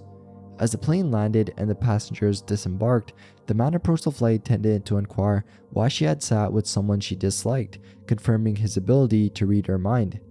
and he cryptically told her he was light years old, a statement that confused the measure of distance with time. After the flight, the attendant saw the trio enter a limousine, which added another layer of mystery to their identities. The flight attendant, married to an Air Force serviceman, had never experienced anything similar before or since. Her encounter raises questions about the nature of these individuals, being whether they were extraterrestrial visitors, interdimensional beings, or something else entirely. Group effort: The Barbara Hudson Story. Barbara Hudson's encounters with otherworldly beings, a series of events that unfolded over several decades. It was early hours of a morning in 1955 when a pivotal experience marked the start of her narrative. Barbara, residing in her family's home, was awakened by the presence of a tall man in her bedroom. His eyes emitted beams of light that struck her, inducing a trance-like state devoid of resistance. Compelled to follow, she was led to her living room where she encountered a gray mist and found herself transported via an elevator-like device to a room filled with unfamiliar instruments and colored lights, displaying an image of Earth on a large screen. This room was manned by several tall beings who surrounded the screen, managing various control panels. After a brief stay though, which included consuming a meal of fruits, Barbara was returned to her bed, having just had her first contact experience. Several years later, in February 1960, Barbara experienced another event in her Manhattan apartment. Answering a knock at her door while attending to her infant daughter, she encountered a man claiming to be an exterminator sent by the building's management to spray the apartment.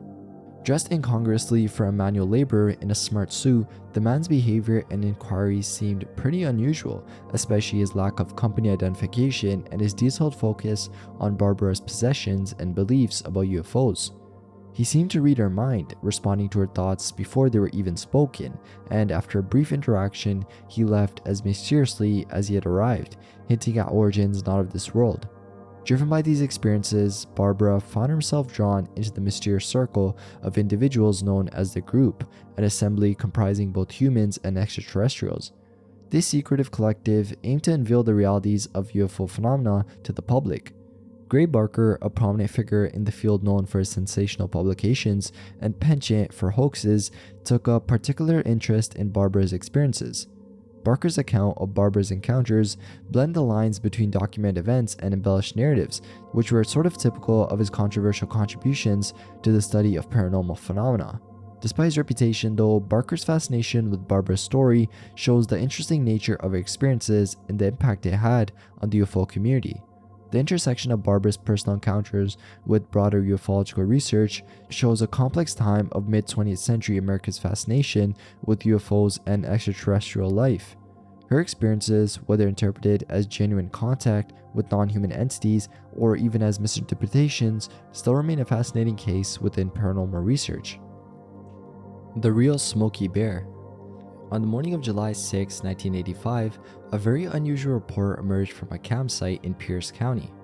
Basically, two campers reached out to local law enforcement to report that they'd been chased away from their campsite by Talking Bear.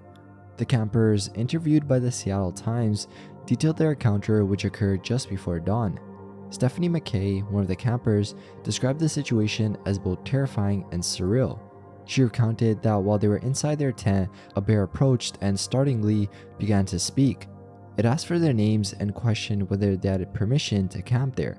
Despite their assurances of having permission, the bear insisted they leave immediately, prompting them to hastily leave the area. And further adding to the oddity, the bear, described as large and weighing close to a ton, not only communicated verbally but also displayed aggressive behavior typically uncharacteristic of local wildlife, including throwing rocks at them as they fled. This behavior also has parallels in other reports of large unidentified creatures, especially those within cryptozoological circles like Bigfoot. The aftermath of the incident involved an investigation by the Greenwater Fire Department, which found the campsite undisturbed apart from tracks that seemed to belong to a large dog rather than a bear. No signs of a struggle or confrontation were evident. Deputy Sheriff Bob Hoffman also engaged with the case, finding that local residents had indeed warned the couple on the previous night about the high fire risk and the private status of the property, using phrasing similar to what was allegedly used by the Talking Bear. Hoffman suggested the possibility that while the couple might have encountered a bear, the talking aspect could be attributed to an overactive imagination or a misunderstanding, along with the stress of being on unfamiliar property with active fire hazards. Hoffman ultimately concluded that the report was unfounded, chalking it up to the high intentions of the situation along with environmental and social pressures. The lack of physical evidence of a bear, though, especially one that matched the description given by the campers, led to the official dismissal of the case. Two suns in the sky. Mount Merapi, located in Java, Indonesia, is an active volcano rising 9,738 feet above sea level, often seen with wisps of smoke escaping its peak. On July 27, 2010, a group of students ventured up this formidable mountain, a decision that led them to a really interesting experience. As they navigated through the trails, their journey took an unexpected turns when the students ascended and found themselves enveloped in confusion and disorientation. The group fragmented, with individuals and small groups making their way back to base camp at different times. Rescue operations were then launched to retrieve those who had stayed. Upon regrouping and returning to civilization, one student shared a particularly astonishing account. He reported that during a moment of trying to orient himself using the sun, he observed not one but two suns in the sky. This vision was accompanied by the sight of a grand palace-like structure flanked by two figures dressed in what appears to be historical military attire. This narrative also echoes elements of Javanese folklore, which speaks of a spiritual realm inhabited by various spirits known as Makhluk Halas. Legend has it that there exists a spirit palace or kraton complete with roads, domestic animals, and soldiers, mirroring the opulence of a human royal residence. This palace serves as a domicile for ancestral spirits who occasionally visit their descendants in dreams to relay urgent messages or warnings. The phenomenon observed by the student might be characterized as a time slip, an event where the past, present, or even future momentarily converge in the same physical space. Theories proposed by researchers like John and Ann Spencer in their Encyclopedia of Ghosts and Spirits suggest that such occurrences could involve glimpses into historical or future settings that once existed or might yet come to pass at the location. The appearance of two suns could potentially be explained by superimposition of timelines, where the celestial position from another time overlaps with the current day, creating a dual image in the sky. This account was initially brought to light by researcher Joan Foreman, who explores similar anomalies in her work, possibly including this account in her book Mask of Time. Despite the nature of these claims, though, they align interestingly with local beliefs and the mystical narratives associated with Mount Merapi. Waterhounds of Lake Glyphadon. Lake Glyphadon, the largest lake on the Reykjanes Peninsula in southern Ireland, is known for its depth and isolation. The lake, though, remains largely unexplained due to its depth of 318 feet and covers an area of 8 square kilometers. So it's not really a surprise that the lake is a center of unusual sightings and local folklore. So in this particular setting, though, in November 1984, two bird hunters, Julius Eskilsson and Olaf Olafsson, experienced something extraordinary at the lake. They reported seeing two large dog-like creatures emerging from the water and frolicking on the shore. Initially mistaking these figures for rocks due to their stillness, the hunters were astonished when the creatures began to move. Described as larger than horses and leaving behind unusually large, 3-cleft footprints, these beings resembled descriptions of mythical creatures known in Icelandic folklore as Sjorladi. These creatures are said to be quadrupedal, barnacle-furred creatures of the Westfjords coast, part of a broader category of armored shore dwellers. The sighting raises questions about the possibility of a hidden ecosystem within the lake, which is fed by underground springs and surrounded by volcanic terrain. This environment could theoretically support unknown aquatic mammals, possibly accessing the lake through subterranean passages similar to the water's inflow and outflow. The rarity of such sightings, though, near a major city adds to the mystery and skepticism surrounding these reports. The event was even covered in the 43rd issue of Fortean Times and further discussed due to the cultural significance of mythical creatures in the region, including the Kelpies, which are horse-like shapeshifters noted in local tales. Minotaur runs amok in Virginia. In December 1868, residents near Independent Hill, Virginia, reported unsettling sightings of a creature resembling a minotaur, which is a mythological beast from Greek lore. According to local accounts, including that of a man named Silas Brown, this entity possessed frightening physical characteristics and exhibited unnerving behaviors.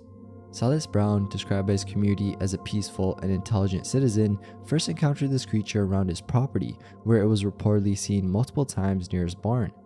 One evening, the creature aggressively confronted Brown as he was tending to his livestock, forcing him to flee in terror. The creature, described as having large horns and the ability to alter its claws into hooves, intimidated Brown with its sheer size, reportedly 3 times larger than a man, and its ability to emit a noxious smoke when approached. Seeking help, Brown enlisted a neighbor, Siger, to observe the creature. Although skeptical, Siger accompanied Brown and soon witnessed the creature's behavior himself. During their encounter, a stone heated to an extreme temperature was thrown at Siger, who narrowly avoided injury. Both men observed the Minotaur from distance, noting its features and the strange sulfur-like smell that accompanied its presence. Despite these terrifying experiences though, local authorities and others in the community were skeptical of the claims.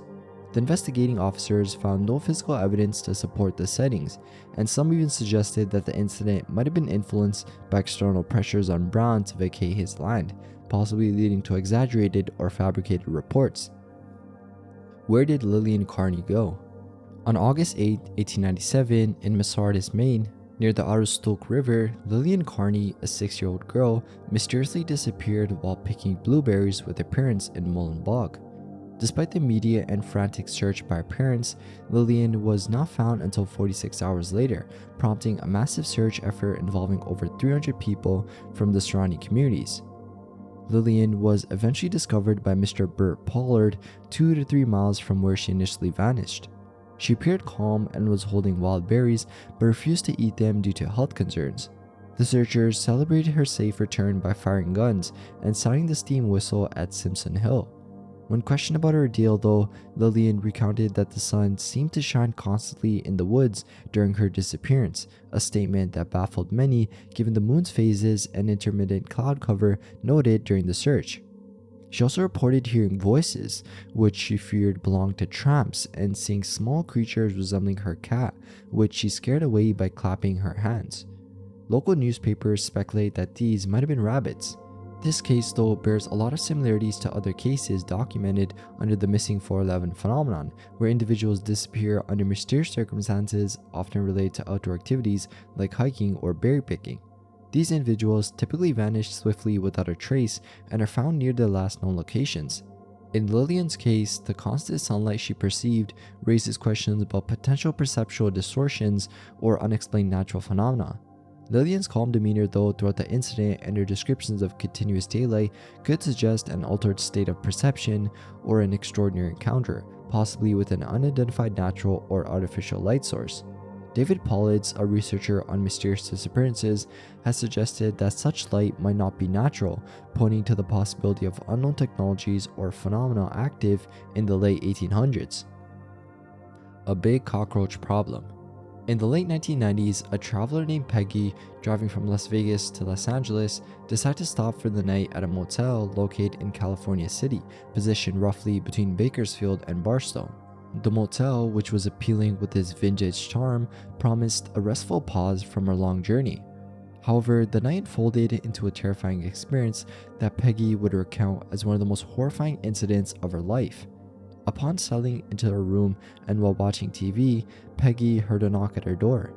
Expecting perhaps room service or a mistaken guest, she cautiously opened the door, only to be greeted by an utterly bizarre and frightening sight. Not a person, but a colossal cockroach, standing as if on hind legs, about 6.5 feet tall. This giant insect, behaving eerily like a human, asked for a bed linen in a clear, articulate voice.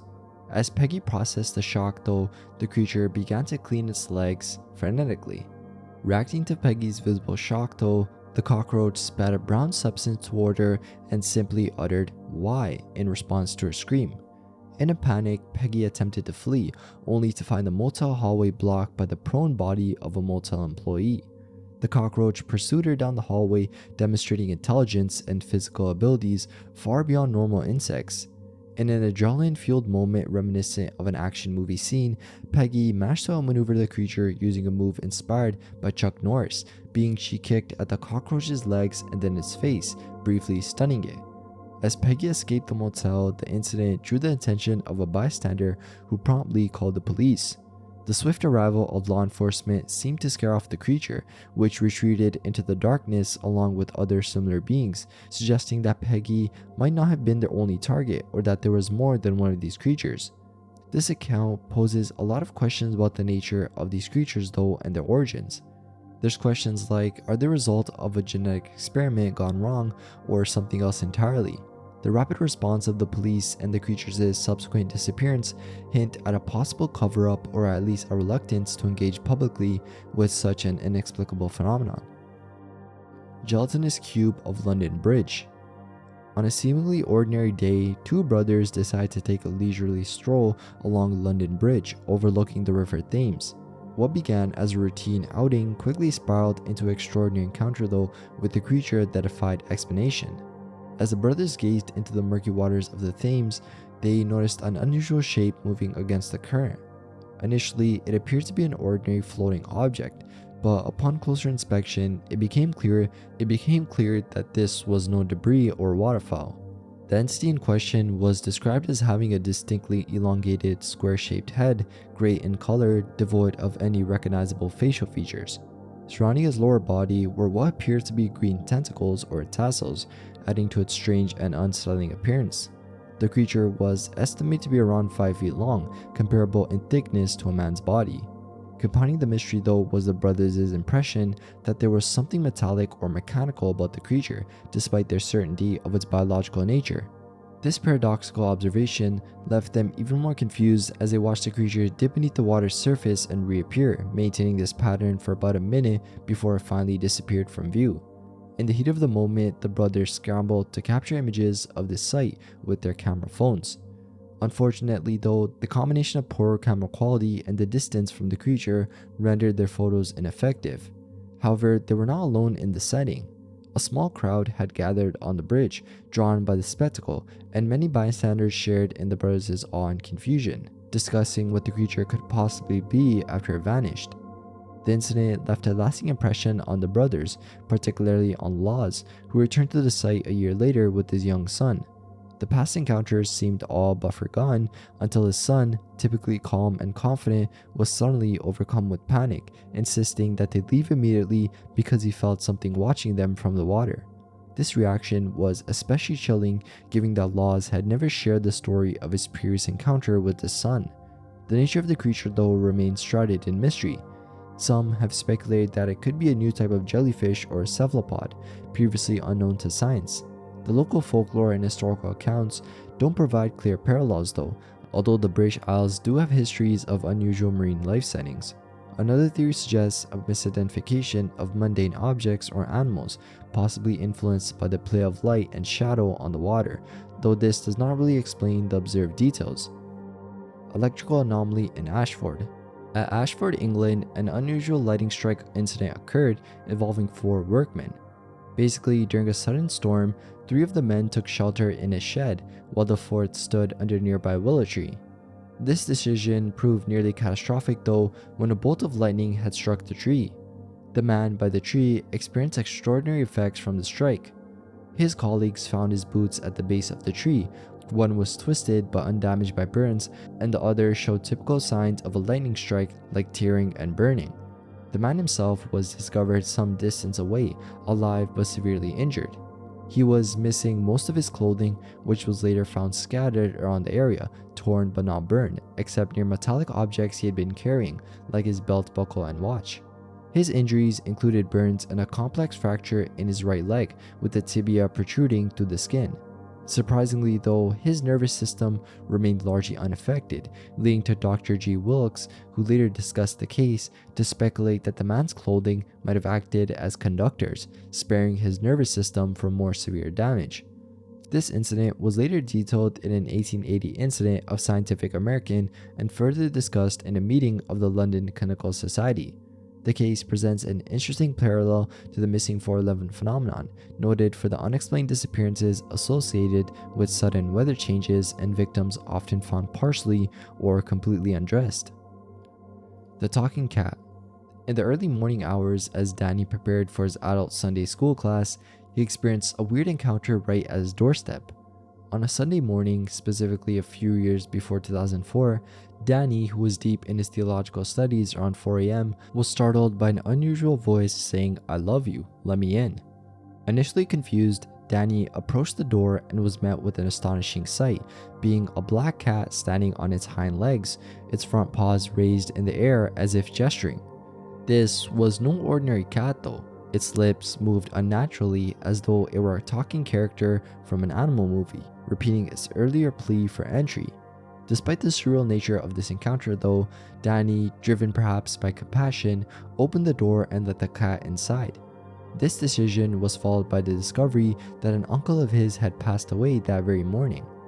Later, Danny's daughter, initially wanting to keep the cat, decided against it after claiming she heard it calling her name. Concerned, Danny's wife took the cat to the vet, where it was diagnosed with leukemia and subsequently euthanized.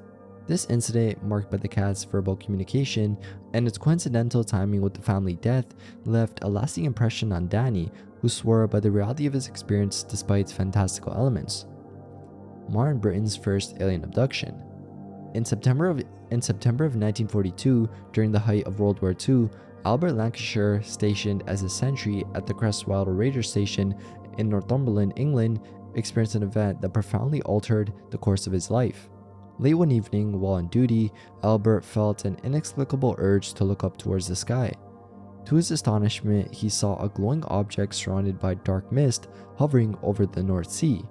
Initially suspecting it to be a new type of German weapon, his attention was abruptly diverted when a beam of yellow light emanated from the object, enveloping him and inducing a sensation of floating.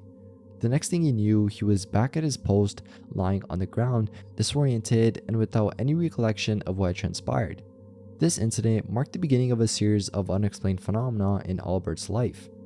Over the ensuing decades, he developed what he described as psychic abilities, including extrasensory perception, and he occasionally saw vague apparitions.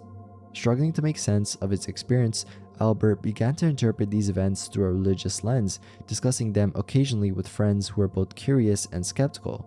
The mystery deepened though in October 1967 amidst a flurry of UFO sightings across Britain.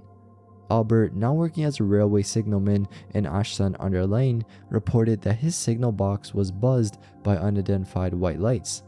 This encounter seemed to trigger further paranormal activity, including poltergeist phenomena at his home and a series of vivid dreams. Upon reflection, Albert believed these dreams might actually be repressed memories of his 1942 encounter. He recalled being in a strange room, lying on what appeared to be a medical examination table, surrounded by various beings, being a woman resembling an Asian female, short, pygmy-like men, and taller human-sized figures dressed in white suits.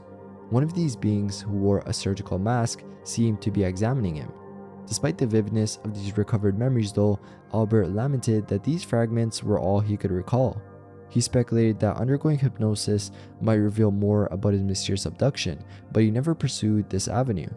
The true extent of what happened to him though during that fateful encounter in 1942 and subsequently in 1967 still remains shrouded in mystery. There's something in Devil's Hole. Devil's Hole, part of the Ash Meadows National Wildlife Refuge in Nevada, is a geothermal abyss that is both ecologically and historically significant.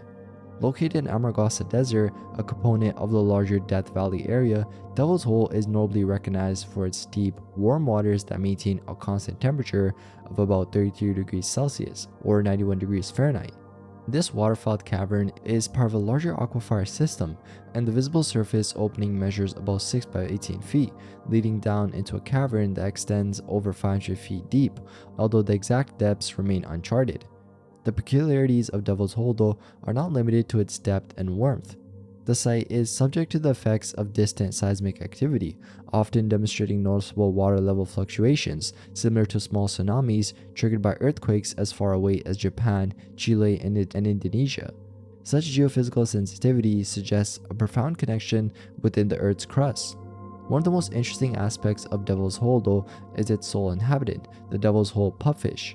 This species is critically endangered, found only in this specific location, surviving in hot, oxygen-poor water conditions that would be lethal to most fish. The existence of the pupfish here, though, is a marvel of evolutionary adaptation, as these fish feed on algae and detritus in this isolated environment. The population of the pupfish has been a key concern, with numbers fluctuating dramatically over the years, observed from a high of around 500 to as low as 35 in recent times. The protection of Devil's Hole and its pupfish, though, became a matter of legal and environmental priority, leading to strict regulations on water usage in the area to preserve the delicate ecosystem. These measures reflect the broad challenges of conservation efforts in regions where unique habitats are threatened by external pressures. Apart from its ecological and geological significance, though, Devil's Hole has been steeped in folklore and mystery. One notable legend involves Charles Manson, who in 1969 believed the site to be a gateway to an underground city and the possible location of the fabled bottomless pit mentioned in the biblical book of Revelation. Manson's interest in the site was part of his apocalyptic vision, which added a dark lore to the location's history. Also, the lore of Devil's Hole includes tragic tales, such as the loss of 3 young men in 1965 who dived into the hole, never to be seen again. Despite extensive rescue efforts and dives reaching depths of 315 feet, only scant evidence of their venture was found, like snorkel masks and a single fin. These disappearances all contribute to the site's eerie reputation, with ongoing debates about the safety and mystique of exploring such depths. 2 cases of cosmic motorcyclists. In 2 such cases, which occurred in different parts of the world and in different years, involved sightings of what witnesses described as motorcycle-like vehicles operated by unusual humanoid figures. The first reported incident took place during the summer of 1954 along the Alcan Highway in the remote regions of northern Yukon. The Rayburn family, including identical twins Gail and Dave, were driving when they encountered 2 high-speed vehicles approaching their car.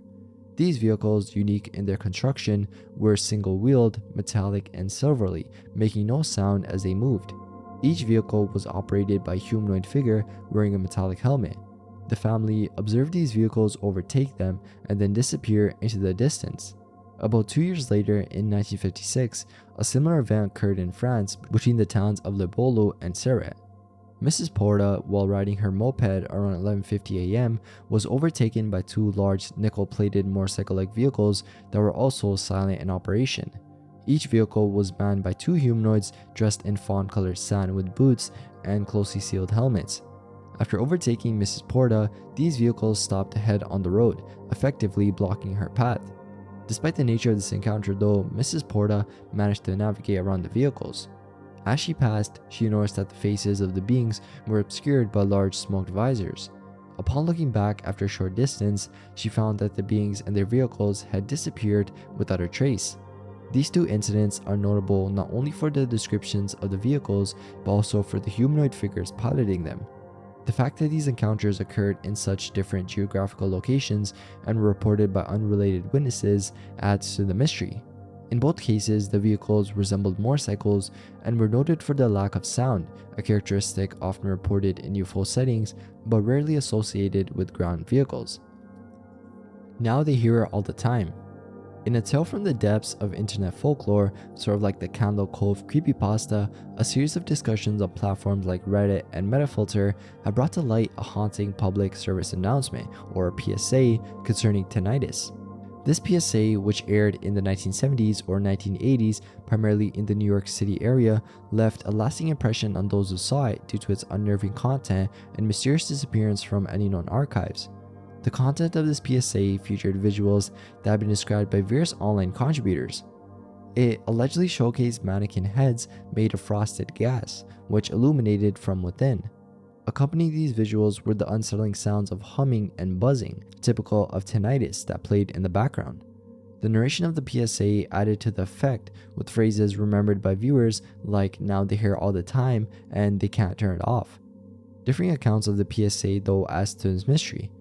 One user recalled a dramatic setup where the mannequin heads were set against a black or gray backdrop, with everyday noises escalating into a cacophony of white noise abruptly falling silent.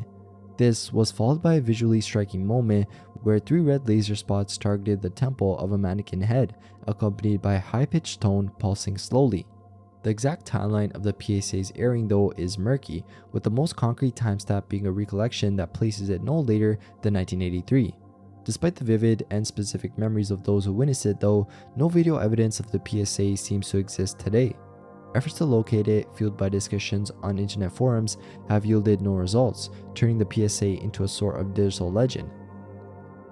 Cyclops of the Bayou. In 1957, in Louisiana, a group of 4 friends experienced an unusual encounter after watching a movie and having dinner. As they drove near a smaller bridge after crossing the Tangipahoa River Bridge, they spotted what seemed to be a large figure emerging from a ditch by the roadside. Curious and initially thinking they saw a tall person, they decided to turn their car around for a closer look. But when they returned to the spot, the figure was still there. They stopped the car and used their headlights to get a better view.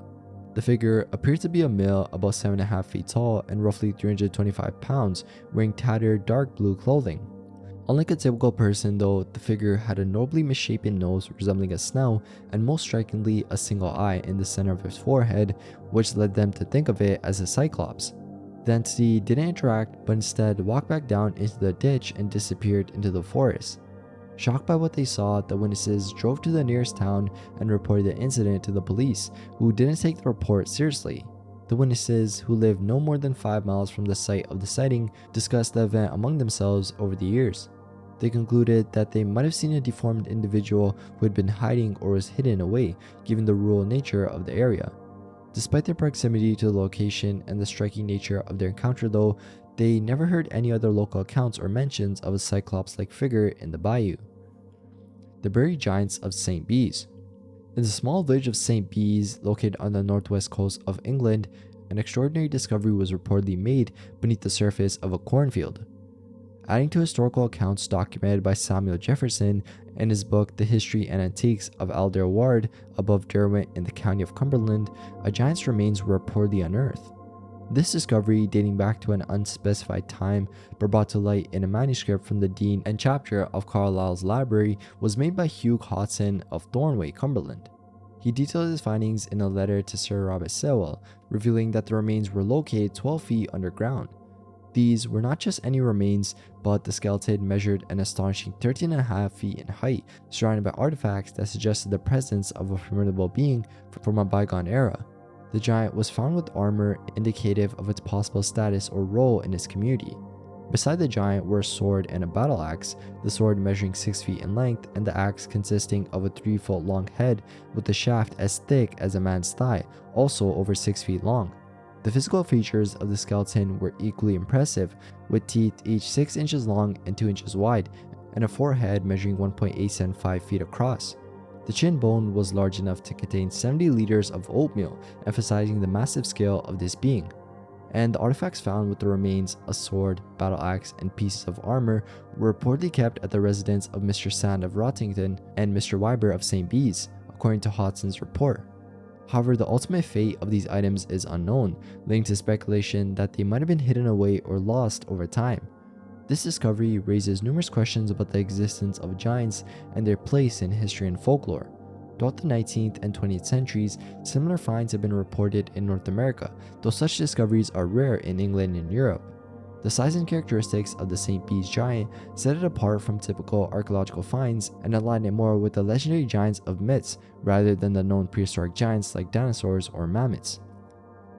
The Suffolk Sea Dragon. In 1749, an event occurred off the coast of Suffolk, England, which still stirs curiosity and debate. Basically, according to historical accounts, local fishermen aiming to catch mackerel netted something far more mysterious. This event was recorded by Mr. Lingwood, a member of local Gentleman's Magazine, who later relayed details to the Suffolk Naturalist Society. The fishermen were near Orford and Southwold when they ensnared a large, strange creature. Initially mistaking it for a typical catch, they soon realized their error when the creature exhibited extraordinary and terrifying characteristics.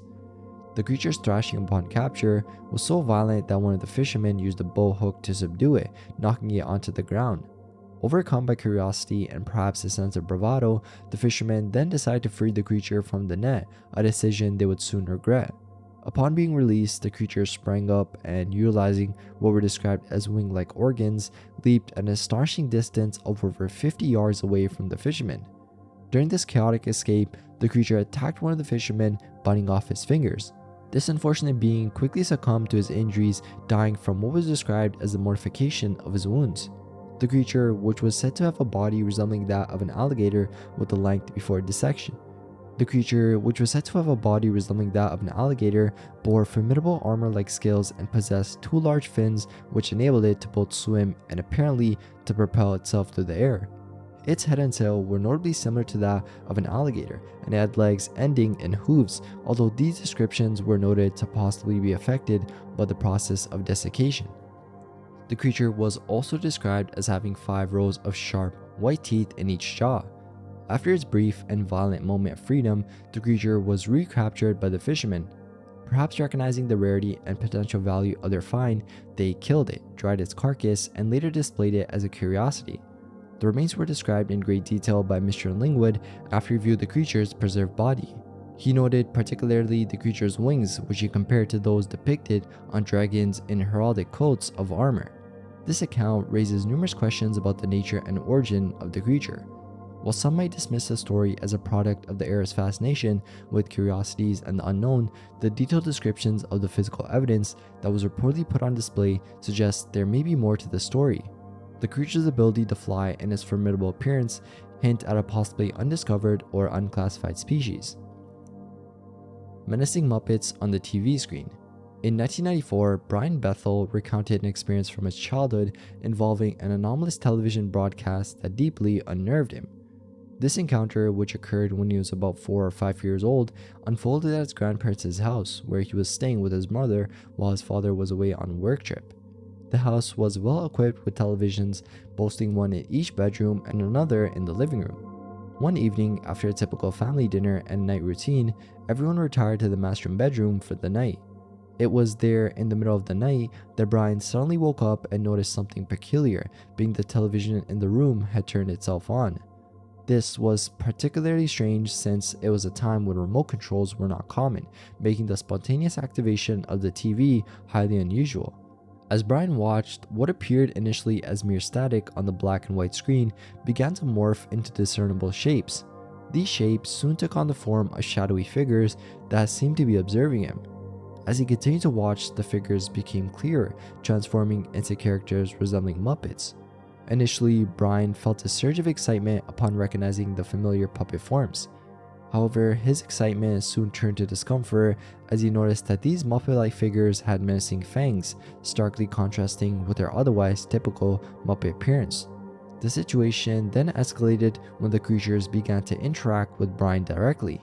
One of the Muppets, resembling Grover, whispered to another, which reminded Brian of Harry Monster. They then both stared directly at him, gesturing for him to come closer when speaking in an unintelligible guttural language. Despite their initial inviting demeanor, their expressions soon turned angry when Brian hesitated, and their fangs became more pronounced. Feeling threatened, Brian attempted to wake his grandparents, but to no avail, being that they remained asleep despite the commotion. In a panic, Brian then fled to the living room, only to find the television there already on, displaying the same shadowy figures transitioning into their terrifying Muppet creatures. As he screamed in fear, the figures vanished just as his mother rushed into the room. Brian's mother spent some time comforting him, and they later checked on the grandparents, who had awoken upon hearing Brian scream. The family stayed up for a while discussing the night's events before finally returning to bed. Nothing further occurred that night or subsequently. Brian remains convinced, though, that he was fully awake throughout the incident and believes that these entities used the familiar form of Muppets to lure him in.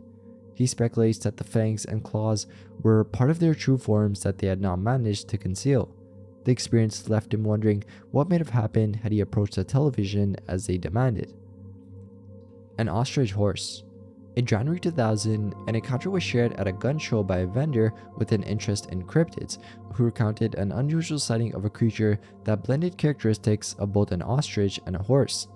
This event reportedly took place near the cemetery in Ripley, Oklahoma, where the vendor had stopped to rest during a long drive, a common practice for him. The vendor was just settling in when he was startled by a loud, indescribable noise. Reacting quickly, he observed a large creature through his vehicle's window, which sprinted across in front of his car.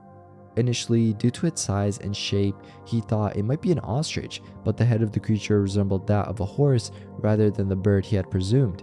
The sounds made by the creature were described as loud and aggressive, which added to the nature of the encounter. Concerned for his safety, the vendor prepared himself defensively by securing his revolver, though he chose not to confront the creature. Instead, after waiting to ensure no further signs of the creature were apparent, he decided it was prudent to relocate to another area to continue his rest. This mysterious sighting raises questions about its relation to known cryptids, especially the Jersey Devil, which is traditionally described as a winged creature from New Jersey folklore. The creature observed in Oklahoma lacked the characteristic wings of the Jersey Devil though, suggesting a possible variation or an entirely different cryptid that shares some physical traits. This has led to speculation about whether multiple misunderstood or unknown creatures could be at the root of the Jersey Devil legends. The account, though while interesting, remains isolated, with this being the only report of such a creature in the area. The lack of additional sightings or evidence leaves the true nature and identity of the ostrich horse open to interpretation and further inquiry. For fear of the deer bat. In the realm of cryptids and flying humanoids, two notable encounters with creatures known as deer bats have interested and alarmed those who've come across them. These sightings, while separated geographically and temporally, share some similarities and describe a mysterious creature that defies easy categorization. Basically, in June of 1996, Lynn Johnson was driving through the Cottage Grove area in Oregon when she encountered a bizarre creature. The entity darted across the road with incredible speed, estimated at around 70 miles per hour, and suddenly unfurled wings that seemed disproportionately small for its size. This rapid unfolding allowed it to launch into the air, disappearing into the night. Johnson was left bewildered, convinced that the creature was beyond natural explanation due to the impracticality of its wings for flight. Later, in a different part of the country, a similar creature startled two teenagers in Illinois. Dalton and his friend Nick were enjoying a late-night drive near Rockford in 1997 when they noticed unusual movements in a cornfield. As they slowed the car, expecting perhaps a deer, an astonishing figure burst forth. This creature, resembling a large buck at first glance, revealed enormous wings as it leaped into the air. The boys, shocked and frightened, described the creature as jet black with a deer-like appearance but equipped with powerful bat-like wings. And despite the terrifying encounter, they managed to escape unharmed, with their experience adding another layer to the growing legend of the deer bat. I would know that stupid clown again if I saw it. One night, Marnie, at the age of 5, experienced something terrifying that stayed with her ever since. She was sharing a double bed with a 3-year-old brother in her family home, and while parents watched the evening news downstairs, Marnie struggled to fall asleep. Amidst her restlessness though, she turned to find a clown standing next to her bed. This wasn't just any clown, but had a maniacal expression and wore a purple and green outfit with a red tie, which notably wasn't stained with blood, as clarified during a recount of the incident to Dave Schrader on the Darkness Radio podcast. The presence of this clown was so real to Marnie that she could hear the rustling of its cheap satin costume each time the furnace kicked on. Paralyzed with fear, she lay in bed listening to the familiar sounds of the Johnny Carson show drifting up from downstairs, indicating her parents were still awake. In a desperate attempt to get someone's attention, she tried to wake her brother by pinching him, but he only recoiled in his sleep without waking. Hours seemed to pass as Marnie alternated between closing her eyes, hoping the clown would disappear, and opening them to find it still ominously present. Eventually, exhaustion and terror overwhelmed her, and she fell asleep. The next morning, Marnie immediately told her parents about the clown, but they dismissed her story as a dream, despite the evidence of a bruise on her brother's arm where she had pinched him. Her parents' skepticism did little to ease her fears though, or erase the vivid memory of that night. Years later, Marnie still vividly remembers the clown's appearance, convinced she would recognize it if she ever saw it again.